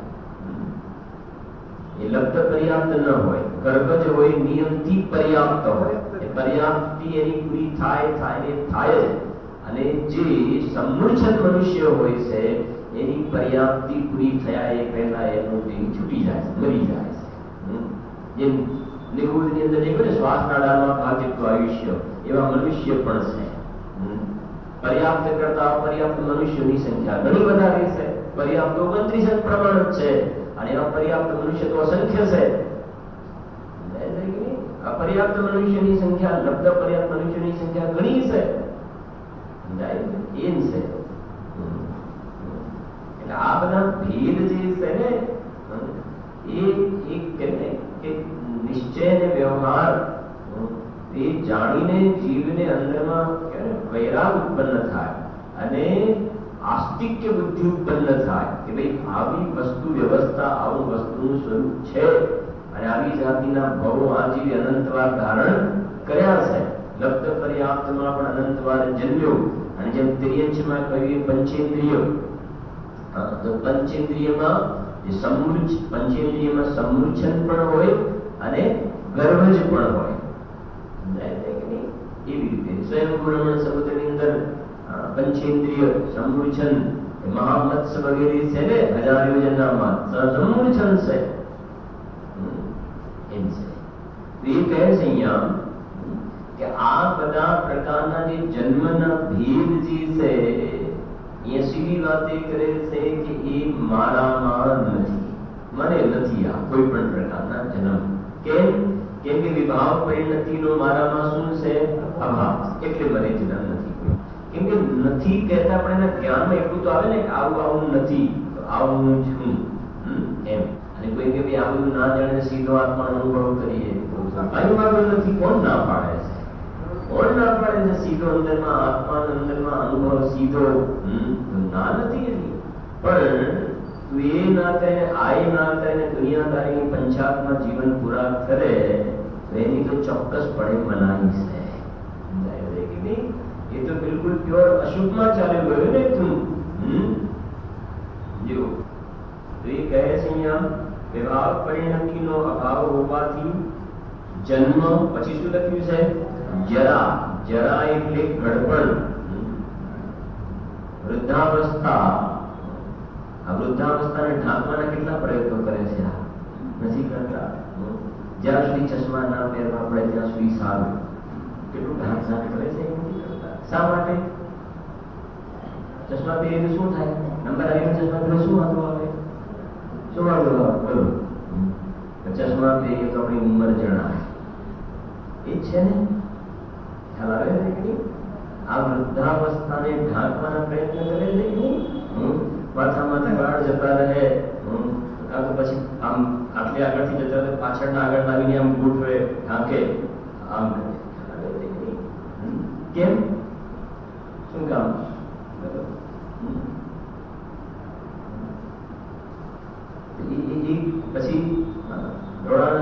કરે? બોલો, શા માટે થોડા કાળ કરવા પડે? એને વૃદ્ધાવસ્થા ગમતી નથી ગમતી ને તો સારી વાત છે, વૃદ્ધાવસ્થા નથી ગમતી તો, પણ તને અમે એવી વસ્તુ બતાવીએ છીએ કે જ્યાં વૃદ્ધાવસ્થાનો પ્રવેશ છે નહીં, હવે તને ગમવી જોઈએ, એ તારે નક્કી કરવાનું છે. બાકી તું ઘડપણ અવસ્થાને ઢાંકવાના ગમે તેટલા પ્રયત્નો કરીશ, પણ એ બધા પ્રયત્નો મિથ્યા હશે. એ પાર્લર વગેરેમાં તૈયાર થાય અને બહાર આવે અને ધીરે ધીરે કોઈ એમ કહે કે તમારી ઉંમર જણાય છે, હવે વાત પૂરી થઈ ગઈ ને? હા, વાત પૂરી થઈ ગઈ. પછી તું પાર્લર ગમે તેટલા બદલે પણ મેળ નહીં ખાય, કામને બરાબર તૈયાર નથી કર્યું. અને ભલા માણસ અરે કહે છે કે આ માર્ગ તો એવું છે કે અંદરમાં પોતાના સ્વભાવનો રસ આવે, સ્વાનુભવ થાય તો સાથે પુણ્ય પણ એવા ઊંચા પ્રકારના બંધાય છે કે કેવલ જ્ઞાન અનંત દશા પ્રગટ થયા પછી અબજો વર્ષો સુધી, કેવલ જ્ઞાન પ્રગટ થયા પછી અબજો વર્ષો સુધી પણ શરીર રહે તો કોઈ પણ જાતિનું ધ્યાન ન રાખે તો પણ ના ચશ્મા પહેરવા પડે, ના શરીર પર કરચલી પડે, ના વોકર લેવું પડે, ના લાકડી લેવી પડે, ના માથાના વાળ કાળા કરવા પડે. તો એવું કેમ નથી કરવું પડતું? 13મા ગુણસ્થાન વાળા કેવી ભગવંતોને સહયોગી કેવીને કેમ નથી કરવું પડતું? શરીર તો છે, એ તો છે. એ બના સીધાથી લઈને વિના હી જતન જાકે તન ને અનેક ગુણ. શું કહ્યું? આ તો સીધો શબ્દ આવે ને, વિના હી જતન, વિના હી જતન જાકે. આને તો માઉથ શું કહેવાય એને? માઉથ વોશ અલગ, મોઢું ધોવાનું પાછું અલગ છે ને. ફેસ વોશ, માથું વોશ કરવાનું અલગ, ફેસ વોશ કરવાનું અલગ, હાથ પગ વોશ કરવાનું અલગ. હા, આ મનનો ઉપયોગ કેવો કરે છે, સંગીતપણાનો. તમને કાલે જે પ્રમી શીખ્યું ને, આ કીડી મકોડા આમથી આમ ફર્યા કરે, એમને બીજી કઈ ખબર નથી પડતી. હવે આને થોડી ખબર પડતી થઈ ને, મન મળ્યું, સંગી મળ્યો. ટીવીમાં જે જાહેરાતો આવે એને બાટલીઓ બદલ્યા કરી આખી જિંદગી એ જ કરીને શેમ્પુ કે સાબુ જે કહેવાય, જે જાહેરાતો બદલ કર્યું, હા, પણ રિઝલ્ટ ના મળ્યું. સરવાળે થયું ને, રિઝલ્ટ મળ્યું પણ એ તો કે છે સંસારનું ફળ મળ્યું, એનાથી વધ્યો સંસાર. હા, એ છે એ જે તું જે હોડમાં ઉતર્યો છે, સારા દેખાવું નિયમથી હાર છે, એટલી વાત સમજી લે. અને ગુરુદેવસિંહ તો કેટલી વાર કહ્યું કે આ તો હાડ માસનો માળો છે, હાડ માસનો. અને લખ્યું ને, કોલસાને કયા સાબુથી ધોવામાં આવે તો ધોળો થાય? બોલો. સ્વભાવથી છે ને, એમાં તે સ્વભાવથી અશુચિ છે, સ્વભાવથી. ગમે તે તું સાબુ લગાવ, શરીરનો મેલ જાય છે કે એ તો મને ખબર નથી, પણ પાપનો મેલ બંધાય છે એ તો ખ્યાલ આવે છે. પુણ્યનો નહીં, પુણ્યનો પણ મેલ જ છે, પણ મેલના બે ભેદ પડીએ તો પાપનો મેલ થી તું પરમાણુ આવીને બંધાય છે, એટલી વાત તો સાચી છે. જેવું અને ઉદયપુરમાં ઘણા ટાઈમ પહેલા ગયો હતો તો કદાચ ત્યાં એક ઉદાસીન આશ્રમની પંક્તિ લખેલી છે, કરને કો ક્યાં આયે થી કર્ણ લગે ક્યાં કાજ, ધોના થા નિજ આત્મા, ધોબન લગે ચામ. અહીંયા આગળ છે એના માટે ધોવાનું હતું કોને? આત્માને. એટલે પર્યાયમાં રાગદ્વેષની મલિનતાને ધોવાની હતી. ધોના થા નિજ આત્મા, ધોબન લગે ચામ. શરીરને ધોવામાં ને ધોવામાં. સમજો? એટલે અહીંયા તો કહે છે કે ભાઈ તું એ તત્વ છો કે જેની અંદર આ વૃદ્ધાવસ્થાનો પ્રવેશ થઈ શકતો નથી, ઘડપણનો એમાં પ્રવેશ નથી. અને કહ્યું એ પ્રમાણે કે એક તત્વમાં તને અહમ બુદ્ધિ થશે, એ શુદ્ધ જીવાસ્તિકામાં પોતાપણું થશે, તો કદાચ બે ચાર ભાવ તને મળે, એ મળે તો પણ ઉત્કૃષ્ટ ભાવ મળશે તને. દેવ પર્યાયમાં જઈશ, અહીંયા આવીશ તો રાજા બનીશ, દેવ પર્યાયમાં જઈશ તો રાજાઓનો રાજા બનીશ. હા, અને દેવ ઉત્તમ પ્રકારના સહેજ આ પુણ્ય બંધાય છે. એ પુણ્ય બાંધવા માટે કઈ મહેનત કરવી પડતી નથી. જે વિનય પાઠમાં બોલી છે, હા શું છે ને, ચક્રી ખગર ઇન્દ્રપદ મિલે આપતે આપ, મિલે આપતે આપ. ચક્રવર્તી ઇન્દ્રના પદ માટે ચક્રવર્તીને સહેજમાં પુણ્ય બંધાય છે. શાંતિનાથ કુંજના કરના પહેલેથી આગળ નક્કી કર્યું છે ભાઈ હવે એવું પુણ્ય કરો કે સ્વર્ગમાં જઈને આપણે ચક્રવર્તી બનવું છે. એવું છે, સહેજ બંધાઈ જાય છે પુણ્ય એવા. આ એ કહે છે બોલે મારે જન્મ નહીં, મારે મરણ નહીં, એમ મારામાં ઘડપણનો પ્રવેશ છે નહીં. આને તો 60 વર્ષનો થયો અને 30 વર્ષના દેખાવું છે, તકલીફ આ છે. અને શ્રીમંતજી એવા 16 વર્ષની જયારે ઉંમર હતી ત્યારે રાજાના કુંવર જેવા દેખાય, અને ત્યારે એમને 32 વર્ષનો ફોટો જોવો, 33 વર્ષનો, બધાએ જોયેલો છે ને શ્રીમંતજીનું ચિત્ર, તો બાકી કદાચ કોઈ બાકી નહીં હોય. આ પ્રમાણે છે કે નહીં, એક્સરે વગર એ 65 બિલકુલ જોઈ શકાય. હા બરોબર, એકદમ 32 વર્ષમાં જાણે 80 વર્ષની જાણે શરીરની સ્થિતિ થઈ ગઈ એકદમ. અને કોઈ પૂછ્યું પણ ખરું કે આ તમારી શરીરની સ્થિતિ? ત્યારે એમને જવાબ આપ્યો ને કે અમારી પાસે 2 બગીચા છે, એમાં એક બગીચાનું અમે ધ્યાન રાખીએ છીએ અને એકનું ધ્યાન નથી રાખતા. અંદરમાં જે ચૈતન્યનો બગીચો છે, જ્ઞાન અને આનંદનો, એનું અમે ધ્યાન રાખીએ છીએ. એમાં તો ખીલતો જાય છે, અને આ પાસે શરીર છે કે નહીં એમને એની ખબર પણ છે નહીં. બોલો, અમે દેહધારી છીએ કે કેમ તે માણ સંભાળીએ ત્યારે જાણીએ છીએ. અમે આનું ધ્યાન નથી રાખતા, એનું કામ કરે છે, અમે અમારું કામ કરીએ છીએ. આ છે ક્યાં ભીતિ જ્યાં અમર હું, ક્યાં પીડા વણ રોગ, એટલે બાલ યુવા નહીં વૃદ્ધ હું, એ સૌ કુદરત જો. આ વૃદ્ધાવસ્થા તો કોની છે? કોની છે વૃદ્ધાવસ્થા? બોલો, કુદરતની છે. તું એટલું તો નક્કી કર, એટલું તો નક્કી કર કે આ વૃદ્ધાવસ્થા કુદરતની છે. એ તો આપણે અહીંયા તો કદાચ ખબર નહીં મને, પણ શહેરમાં છે ને કે બધા એકબીજાને હવે ફોટા સેન્ડ કરે ને, પેલા વોટ્સએપ પર કે આવતી અઠવાડિયે 10 દિવસે ફોટા એને અપડેટ કરે. ઘડીકમાં આવવા મોકલે, ઘડીકમાં આવવા મોકલે, ઘડીકમાં આવવા મોકલે, ઘડીકમાં આવવા મોકલે. એ કોના ફોટા મોકલે છે? બોલો, કુદરતના. એમાં ગડપણ વાળા ફોટા સેન્ડ કરે છે. હા, ચશ્મા નંબર આવી ગયો એવા ફોટા સેન્ડ કરશે? નહીં કરે ને. હા બોલો, નહીં કરે. જરીએ પણ આમ ઘરમાં પણ એક ફોટો મૂકવો હોય તો જરા ઉંમર વાળો નહીં, જરા વ્યવસ્થિત ફોટો જરા. એ છે જીવને સ્થિતિ જુઓ. સમજો, આલ્બમ વગેરે બનાવ્યા પણ ખરાબ ફોટા આવે. એ આ ભાઈને કહે છે કે બરાબર ના હોય એટલે શું કરશે કે ડિલીટ કરી નાખે. જે સારા હોય સારા સારા રાખવાના. હવે અહીંયા જીનેન્દ્ર ભગવાન તને સારો આત્મા બતાવે છે, શુદ્ધ આત્મા. હવે એનો રસ નથી આવતો, અને ફોટો સારો, ફોટો સારો, ફોટો સારો. જો જન્મ, પછી જરા, પછી શું લખે છે? મરણ. હિમાલયમાં મરણ છે નહીં, ત્યાં નિગોદની અંદર એક શ્વાસમાં 18 વાર જન્મ મરણ નિગોદમાં હશે, મારામાં નથી. પછી હવે આની સૌથી વધારે ચિંતા શેની હોય છે? ક્યાં ભીતિ જ્યાં અમરું. ક્યાં ભીતિ? ભીતિ એટલે ભય. ભય શેનો ભય? મરણનો ભય. પણ નક્કી થઈ ગયું ને, ક્યાં ભીતિ જ્યાં અમર હું. હું અમર છું ને. આ કારણ પરમાત્મા અનાદિ અનંત છે ને, એનો જન્મ નથી, એ કોઈથી ઉત્પન્ન થયો નથી, અને એનો નાશ થતો નથી. એટલે કે મારે જન્મ નહીં, મારે મરણ નહીં, મારું મરણ છે જ નહીં ને. માટે કહે છે મને મરણના ભયની ચિંતા નથી.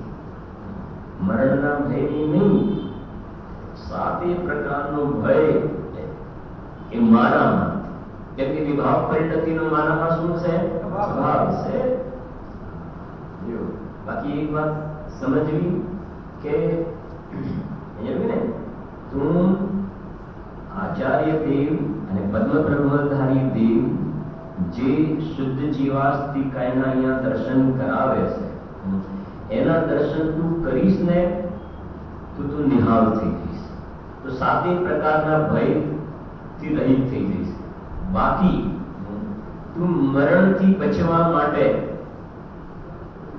મરણના ભયથી અથવા તો મરણથી બચવા માટે, મરણને દૂર રાખવા માટે 6 મહિને શરીરનું ચેકઅપ કરાવે, મોર્નિંગ વોક કરે, ઇવનિંગ વોક કરે, ખાવાનું પીવાનું ધ્યાન રાખે, યોગા કરે, જોગિંગ કરે, બધું કરે, પણ નિરંતર એ બધું શા માટે કરે છે? ભય શેનું છે?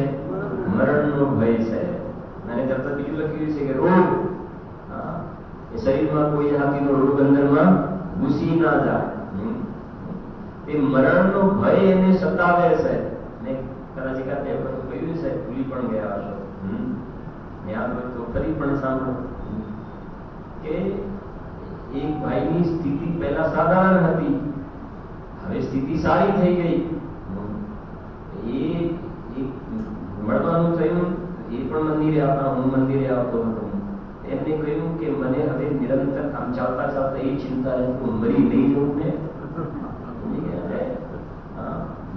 મરી નહીં જવું ને, એ મને બહુ ચિંતા કરે છે.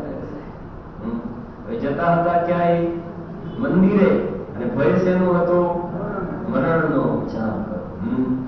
આ જે તત્વ અભ્યાસ છે ને, એ જીવને કેટલું સમાધાન કરાવે. સમ્યક દર્શનની વાત તો અદભુત છે જ, પણ એ પહેલા પણ જીવને તત્વ અભ્યાસ હોય તો કેટલું અંદરમાંથી ટોનિક, કેટલો પાવર અંદરમાંથી મળે છે. શેનો મરણનો ભય? હવે એ બીજી વાત ક્રમબદ્ધનો સિદ્ધાંત ગુરુદેવે જે ગિફ્ટ આપી છે ક્રમબદ્ધની, એ ક્રમબદ્ધમાં જે થવાનું છે તો પછી થશે જ. તો લાખ કરોડ રૂપિયા કરીને ઘરના ડોક્ટર હોય, ઘરની દવા હોય, રેગ્યુલર દવા લેતો હોય તો દેહ છૂટવાનો કાળ હશે, એ ટાઈમે છૂટશે જ.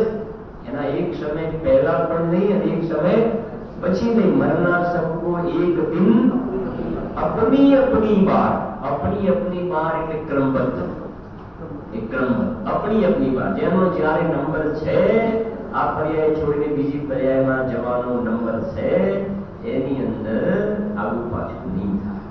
અને લંબાવાનો કાળ હશે ને હોસ્પિટલાઇઝ કર્યો હશે તો ડોક્ટર પર આરોપ આવશે. અને કાળ બસ પૂરો થઈ ગયો તો ડોક્ટર પર આરોપ નહીં આવે. એ કહે છે આગળ, મરણનો મને ભય નથી કેમ કે હું તો અનાદિ છું. પછી શું લખ્યું છે? રોગ. હવે આપણે જીવને બહુ મોટું આની ચિંતા છે ને, ડાયાબિટીસ ના હોય તો સારું. જેને જે રોગ થાય એના માટે બધા ખરાબ જ બોલે છે. ડાયાબિટીસ જેવો કે ખરાબ રોગ નહીં, તો પછી કેન્સર સિલેક્ટ કરો જે તમારે યોગ્ય લાગે. Diabetes, cancer, kidney fail, comma, heart attack, બોલો 5 આપ્યા ઓપ્શન. જી ખરું ખરું એ કરો, વિચારી લેજો, ખાલી પૂછીશું, નક્કી કરીને કહેજો. હાર્ટ એટેક સારું, cancer, diabetes, kidney fail, comma, શું જોઈએ છે બોલો? સમજાય છે કે 5,68,99,584 રોગ કયા છે? અને અષ્ટપૌરમાં તો ગાથા લખીને, એક એક આંગણ મનુષ્ય તનમાં રોગ છન્નું છે કયા, તો જાણ આખા શરીર મારે કેટલા રોગો રહ્યા. એક એક આંગણ મનુષ્ય તનમાં રોગ છન્નું કયા છે? ડોક્ટર તો નહીં શોધી શકે, નહીં શોધી શકે. ગમે તેટલી મોટી પુસ્તકો હોય મેડિકલની, એનો વિષય નથી ને. આ કેવલ જ્ઞાનનો વિષય છે, આ મતિશુદ્ધ જ્ઞાનનો થોડો વિષય છે. એ તો આ મેડિકલ સાયન્સ કે અથવા તો સાયન્ટિસ્ટ આજે આપણું હૃદયનું સ્થાન છે, ત્યાં હૃદયના સ્થાનમાં એક સૂક્ષ્મ દ્રવ્યમન છે, જે 8 પાંખડી વાળું જે કમળ હોય, 8 પાંખડી વાળું કમળ, બરાબર છે ને? તો એવા પ્રકારનું અહીંયા દ્રવ્યમન છે સૂક્ષ્મ. એ પણ કઈ આ જગ્યાએ છે, લો શોધો. હવે જગ્યા તો બતાવી, લોકેશન, માય લોકેશન લખે છે ને, જગ્યા શોધો. નહીં મળે. કેમ? કેમ કે આ ચક્ષુઇન્દ્રિયનો વિષય નથી, એ માઇક્રોસ્કોપ કે એ જે સૂક્ષ્મ દર્શક યંત્રનો સબ્જેક્ટ છે નહીં. છે વાત સાચી, સંગની જીવ છે, મનવાળો પ્રાણી છે, હૃદય સાચું છે, સ્થાન પણ બતાવ્યું નહીં મળે ને. સમજાય છે કે નહીં? એટલે કહેવાનો ભાવ આ કે આટલા બધા જે રોગ શરીરમાં ભર્યા છે, હવે તું રોગોનું ધ્યાન રાખવા જઈશ ને તો તારું એ એકને કારણે બીજું આવી જશે. ડાયાબિટીસ નું ધ્યાન રાખે, બીપી આવી જશે, બીપી નું ધ્યાન રાખે, પેલું આવી જશે. થોડું ઘણું ધ્યાન રાખીશ તું બોલ. ઘણી વાર દ્રષ્ટાંત આપું છે ને, ખ્યાલ આવે છે કે આ ક્રિકેટની અંદર સ્લીપમાં 4 પ્લેયર ઉભા રાખ્યા હોય, પ્લેયર ઉભા રાખ્યા હોય, પણ પેલું ગેપ કાઢવામાં માસ્ટર હોય ને, 4 ઉભા રાખ્યા છે પણ વચ્ચેથી ગેપ કાઢીને રન લઈ લે, તો એમ કહેવામાં આવે કે ગેપ કાઢવામાં માસ્ટર છે. એવી રીતે આ રોગો છે ને, એ પણ ગેપ કાઢવામાં કેવા છે? માસ્ટર છે. ગમે તેટલું ધ્યાન રાખ, એકાદ ધીરે રહીને ખાલી સમજાવવાનું છે. સ્થૂળવા ઊંઘ્યો હોય આવી જશે. જેમ પેલા તીર્થંકરના જીવના માતાના ગર્ભમાં તીર્થંકરનો જીવ આવે છે ને, રાત્રિના અંતિમ પોરમાં સ્વપ્ન આવે છે ને, આવે છે બસ અહીંયા આગળ તારા શરીરમાં રોગ આવી જશે ઊંઘતો હોય ને. બોલો સવારે ઉઠાડે પણ ખબર નહીં, ડોક્ટરને બોલાવે તો એકદમ હાઈ બીપી છે, એડમિટ કરવા પડશે ને, આમ છે તેમ છે. 2 દિવસ પહેલા રિપોર્ટ કરાવ્યા હતા, 2 દિવસ પહેલા કરાવ્યા હતા ને. ગાર્ડનને શું કામ ખુશ થાય છે કે પ્રતિ સમયે અનંતની શેકો નીકળી જાય છે અને બીજા અનંતની શેક આવે છે. તો પેલા ગયા નોર્મલ હતા એ ગયા ને, આ તો કેન્સર ને ડાયાબિટીસ વાળા આવ્યા છે. એટલે એ રિપોર્ટ જોઈને ખુશ થવાની જરૂર નથી. જેમ રૂપિયાની નોટો જોઈને ખુશ થવાની જરૂર નથી, એમ રિપોર્ટ જોઈને પણ ખુશ થવાની જરૂર નથી. અહીંયા તો જીનેન્દ્ર ભગવાને એમને જે શુદ્ધ જીવાસ્તિકાયનો રિપોર્ટ બતાવ્યો કે એમાં રોગની વાત તો દૂર, પણ જેમાં રાગનો પણ પ્રવેશ નથી. અરે રાગની વાત તો દૂર, પણ જેમાં એક સમયની પર્યાયનો પણ પ્રવેશ નથી, એવો તો શુદ્ધ આત્મા છો. એ અમે અમારા જ્ઞાનમાં તારા દ્રવ્યને જોયું છે, એ રિપોર્ટ સાચો રિપોર્ટ છે. સમજાય છે કે નહીં? બાકી તો વાત તો એવી છે કે એક ડોક્ટર રિપોર્ટ અહીંયા કરાવે ને બીજા દિવસે બીજા ડોક્ટર પાસે બદલો, આ રિપોર્ટ નહીં ચાલે. નહીં ચાલે. જો ડોક્ટરો તો ઘણી વાર કહે છે પણ ત્યાં સુધી કે ભાઈ બધા કહે કે પકડાતું નથી, શું થાય છે? તો હું કહું છું કે આ સામેવાળો દર્દી બોલે છે ને, મને તકલીફ થાય છે એટલે તો આવ્યો છે. હવે તમે ભણ્યા, તમારી પાસે મશીનો છે, તમે સ્પેશિયાલિસ્ટ કહેવાઓ, અને તમે જ્યારે એમ બોલો છો કે પકડાતું નથી. મારા છે મુંબઈમાં મારા દેવાય આપણે વસંતભાઈ એના પાર્ટનર, શું નામ ભૂલી ગયો, અશ્વિનભાઈ ગયું. હવે એ ડોક્ટરો બધી શોધખોળમાં જ રહ્યા, આજે કંઈ પકડાયું નહીં ને તે છૂટી ગયો. તો કહેવાનો ભાવ કે પેશન્ટ બોલે છે કે મને તકલીફ થાય છે, તમારી પાસે મશીનો છે, તમે હાઈફાઈ કહેવાઓ, તમે ફી કરો છો તો શોધો ને. એ કહે છે કે એનો વિષય નથી બનતો. હવે તમે ભણ્યા તોય નથી શોધી શકતા, અને અહીંયા તો આટલા રોગો સ્પષ્ટ બતાવે છે. વાત એ છે કે તને આ રોગોનો ડર લાગે છે ને, કે આ ના આવે તો સારું, આ ના આવે તો સારું, આ ના આવે તો સારું. હવે ખ્યાલ આવે છે શું કહેવાનું આશય છે અહીંયા ગાડી? ડાયાબિટીસ ના આવે સારું, બીપી ના.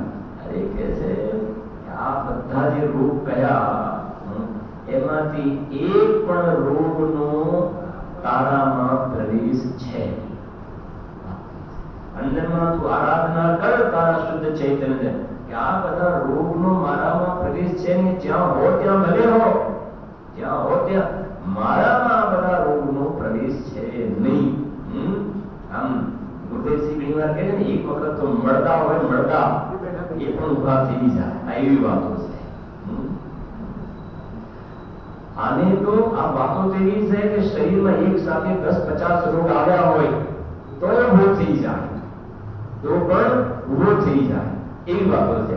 અને તત્વ અભ્યાસ નહીં હોય તો શરીરમાં રોગ છે જ નહીં, તો પણ એને ચિંતા એ છે કે શરીરમાં રોગ આવી ના જાય. સમજ પડે છે ને?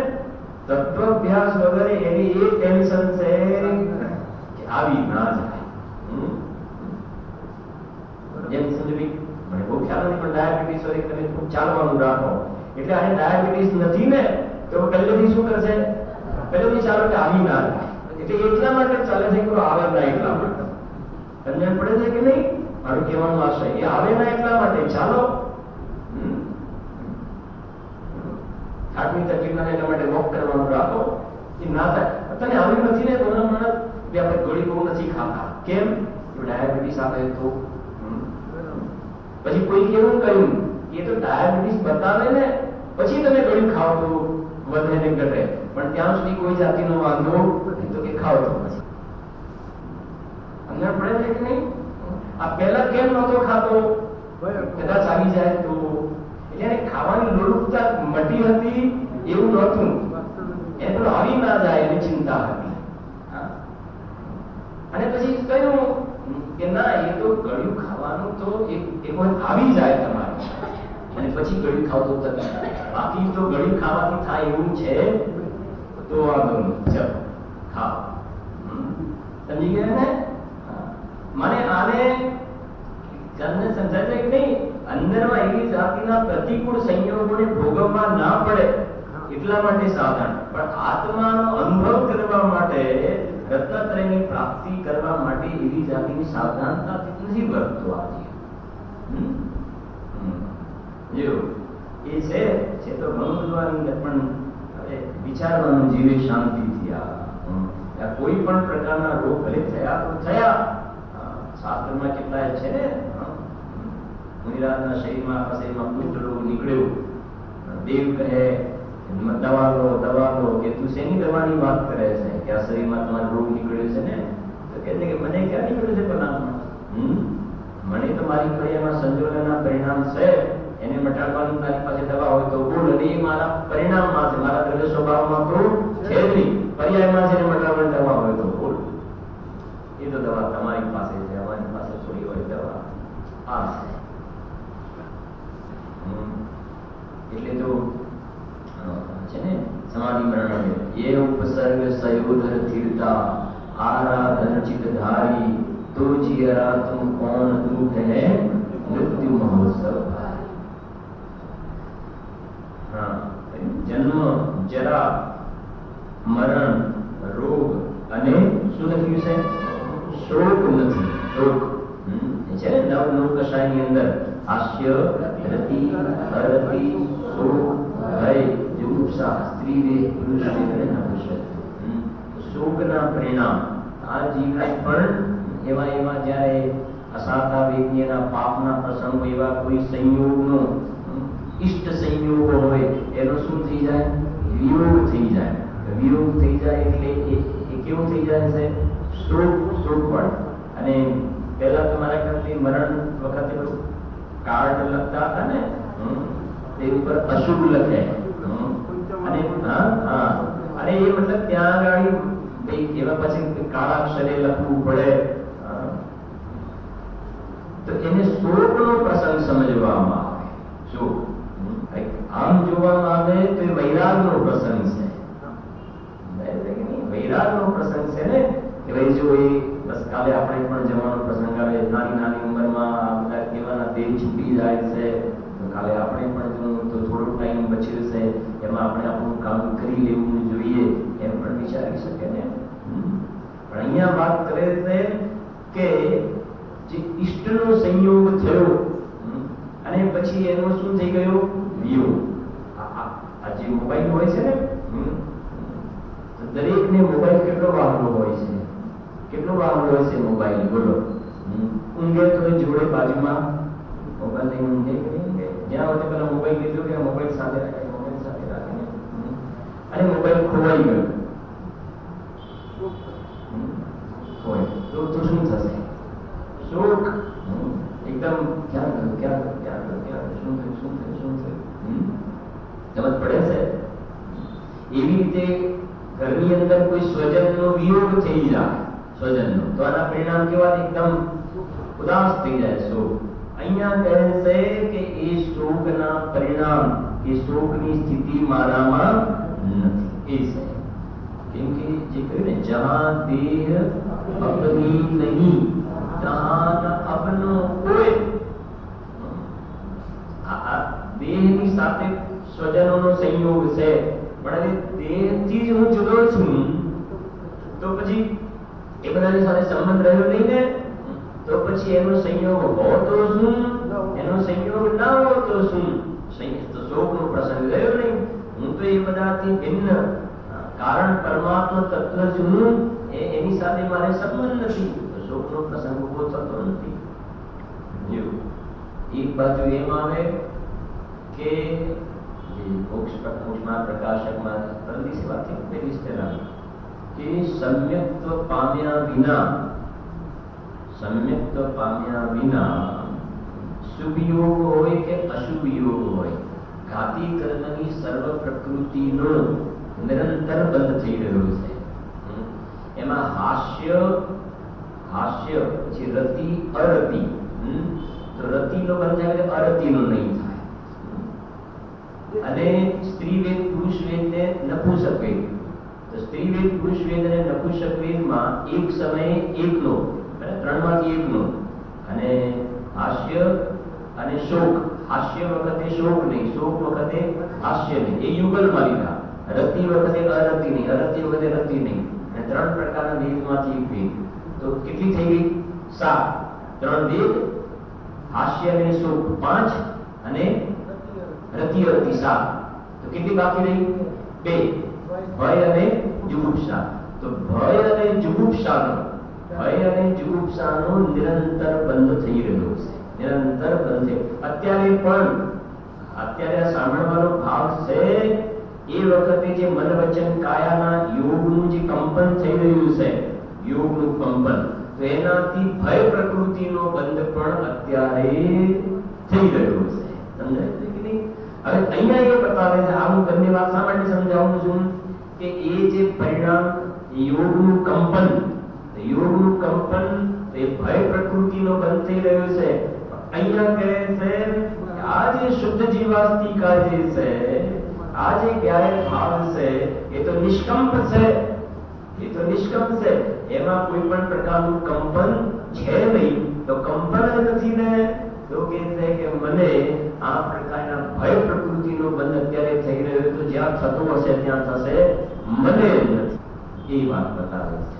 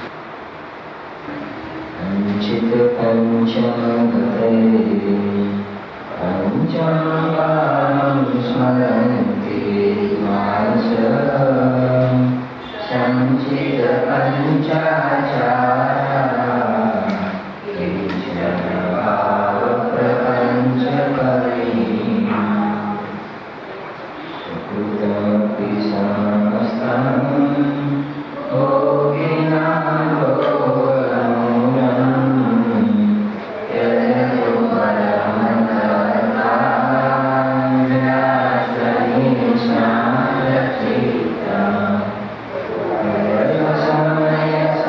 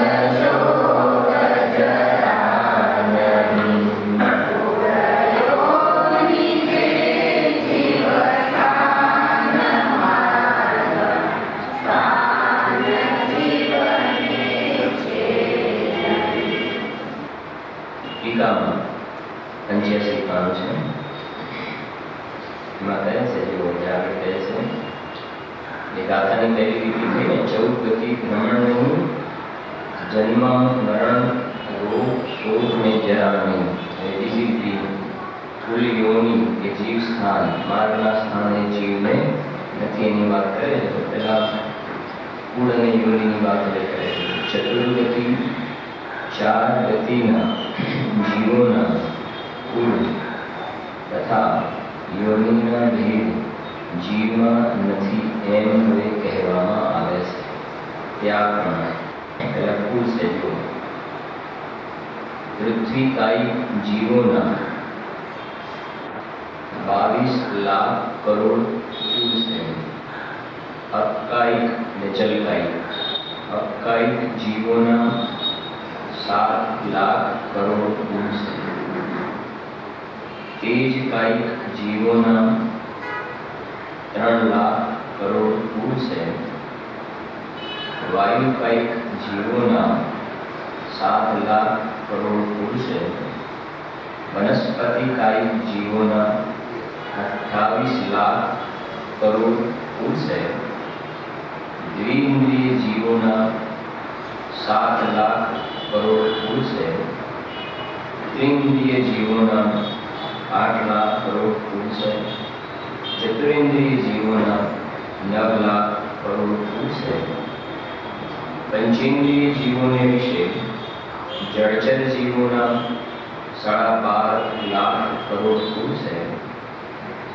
ખેચર જીવોના 12 લાખ કરોડ કુલ છે.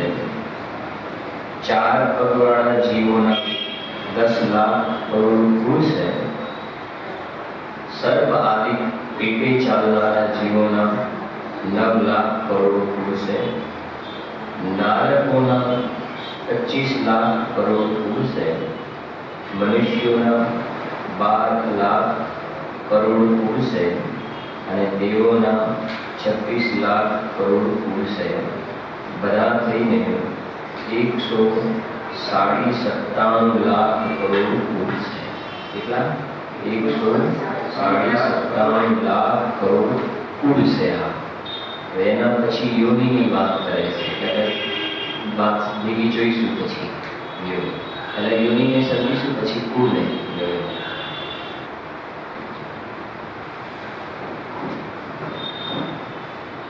પૃથ્વીકાયિક જીવોના 7 લાખ યોનિમુખ છે. અપકાયિક જીવોના 7 લાખ યોનિમુખ છે. તેજકાયિક જીવોના 7 લાખ યોનિમુખ છે. વાયુકાયિક જીવોના 7 લાખ યોનિમુખ છે. નિત્ય નિગોરી જીવના 7 લાખ યોનિમુખ છે. ચતુર્ગતિ એટલે 4 ગતિમાં પરિભ્રમણ કરનાર અર્થાત ઇતર નિગોરી જીવના 7 લાખ યોનિમુખ છે. વનસ્પતિકાયિક જીવોના 10 લાખ યોનિમુખ છે. દ્વિઇન્દ્રિય જીવોના 2 લાખ યોનિમુખ છે.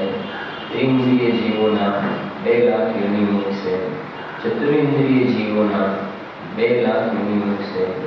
દેવોના 4 લાખ યોનિમુખ છે. નારકોના 4 લાખ યોનિમુખ છે. ત્રિયંશ જીવોના 4 લાખ યોનિમુખ છે. મનુષ્યોના 14 લાખ યોનિમુખ છે. બધા થઈને કેટલા છે? 84 લાખ યોનિમુખ છે. બરાબર છે? 84 લાખ યોનિમુખ કયા? અને 197 લાખ કરોડ એ શું છે? કરોડ છે. 197 લાખ કરોડ કુલ અને 84 લાખ યોનિમુખ છે. હવે આને આપણે જરા તમારી પાસે તત્વસૂત્ર તો છે જો તત્વસૂત્ર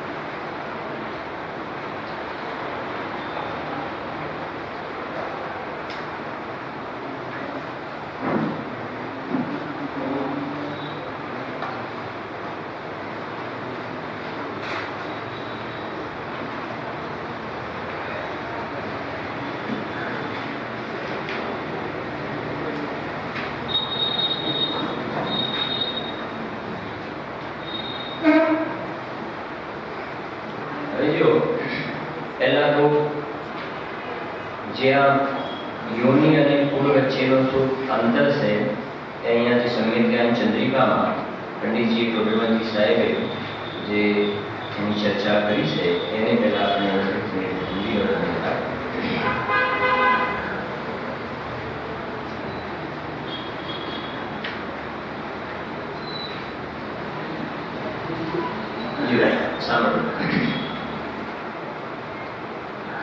यहाँ कोई पूछेगा पर्याप्ति जीव समास प्ररूपणानी अंदर एनी अंदर चर्चा भी है. यहाँ कोई पूछेगा कि कुल और जाति में क्या भेद है. समझो इसमें कहते हैं जाति है वह तो योनि है, वहाँ उपजने के स्थान रूप उद्गत स्कंधों के भेदों का ग्रहण करना. योनि कोने कहेवाय कि जीवोने उपजवानुं जे उद्गतनुं स्थान छे, जीवोने उपजवाना जे उद्गत स्कंधना स्थान छे એને યોનિ કહેવામાં આવે છે. અને કુલ કોને કહેવાય તો જો પુનશ્ચ कुल है वह जिन उद्गलों से शरीर निपजता है उनके भेद रूप है. જે ઉદ્ગલથી શરીર નિપજે બે પ્રકારના ઉદ્ગલ થઈ ગયા ને. એક તો જે જીવોને ઉપજવાનું સ્થાન જે છે એ ઉદ્ગલનો સ્કંદ એને યોનિ કહેવાય, અને જે જીવોના શરીરના ઉદ્ગલ સ્કંદ જે આકાર છે તો એને કુળ કહેવામાં આવે. તો કહેજો जिन उद्गलों से शरीर निपजता है, जे उद्गलों शरीर उत्पन्न था, जे उद्गलों शरीर निपजे बने એને કુળ કહેવાય. અને જે જગ્યા જે સ્થાન જીવોને ઉપજવાનું જે સ્થાન છે એને એ ઉદ્ગલના સ્થાનને યોનિ કહેવામાં આવે છે. બરાબર. હવે જો એ કહે છે पुनश्च कुल है वह जिन उद्गलों से शरीर निपजता है उनके भेद रूप है. जैसे शरीर रूप उद्गल आकार आदि भेदों द्वारा दृष्टांत आप्યું છે पंचेंद्रिय त्रियंश में हाथी घोड़ा इत्यादि भेद हैं, इस तरह यथा संभव जानना. એ કુળમાં ગયું એટલે યોનિ એની 84 લાખ છે, ઓછી સંખ્યા છે. સમજી ગયા કે નહીં? અને કુળમાં 197 લાખ કરોડ. તો ઉપજવાના સ્થાન જે છે 84 લાખ. અને પછી એ શરીર નિપજે છે જે ઉદ્ગલ સ્કંદથી એ કહે છે કે હવે એ હાથી ઘોડા વાંદરા હરણ અલગ અલગ પ્રકારના જે આકાર શરીરના જે જોવામાં આવે છે નિપજે છે ઉપજે છે ઉદ્ગલ સ્કંદ વડે એને કુળ કહેવામાં આવે છે. તો આ જાતિ યોનિ અને કુળ વચ્ચેનો આ અંતર છે. એક તો કેમ કે આ ગાથામાં તો બધા કુલ કેટલા પ્રકારની યોનિ છે ને કેટલા પ્રકારના કુળ છે એની વાત કરી ને, સરવાળે એટલે જે બતાવવું છે ને કે શુદ્ધ જીવ જે છે ભગવાન આત્મામાં કોઈ પણ પ્રકારની કુળ કે કોઈ પણ પ્રકારની યોનિ નથી. અને જો હવે તમને ખ્યાલ આવશે કે ગાથામાં તો કુંદકુંદ દેવે સીધી વ્યવહારની વાત પણ લીટીમાં કહી કે ભાઈ યોનિ નથી ને કુળ નથી શુદ્ધ જીવમાં. અને શુદ્ધ જીવ એવું તો લખી નથી તો પહેલી ગાથામાં 38 કહી દીધું 38માં એ જીવાત્મિકાઓ છે. હવે તો નથી નથી નથી તેની ગાથામાં એ જ ચાલે છે ને, નથી નથી તો શું શું નથી. તો જે નથી ને એ બધો વ્યવહાર, એ બધો વ્યવહારમાં તો પદ્મ પ્રબંધહારી દેવે એનો ડિટેલ કરીને થોડું ખોલ્યું કે ભાઈ કુળ તો આટલા પ્રકારના કુળ છે, યોનિ તો આટલા પ્રકારની છે. તો આ બધું શું કામ તમે જણાવો છો? તો કે એને તું તારાપણે ન માને ને એટલે જણાવીએ છીએ કે મારાપણે માનવા માટે એવું નહીં. સમજાય છે કે નહીં? પણ આ બધા જે છે એમાંથી એક પણમાં તું નથી, એ બસ એનું જ્ઞાન કરાવવાનું છે, એટલી વાત છે. હવે તમારી પાસે જે તત્વા સૂત્ર છે ને એને તમે 1 મિનિટ માટે જુઓ, પછી સમય જ્ઞાન ચંદ્રિકાના આધારે આપણે તમે ચર્ચા બીજો અધ્યાય 214 પાનું સૂત્ર છે 32.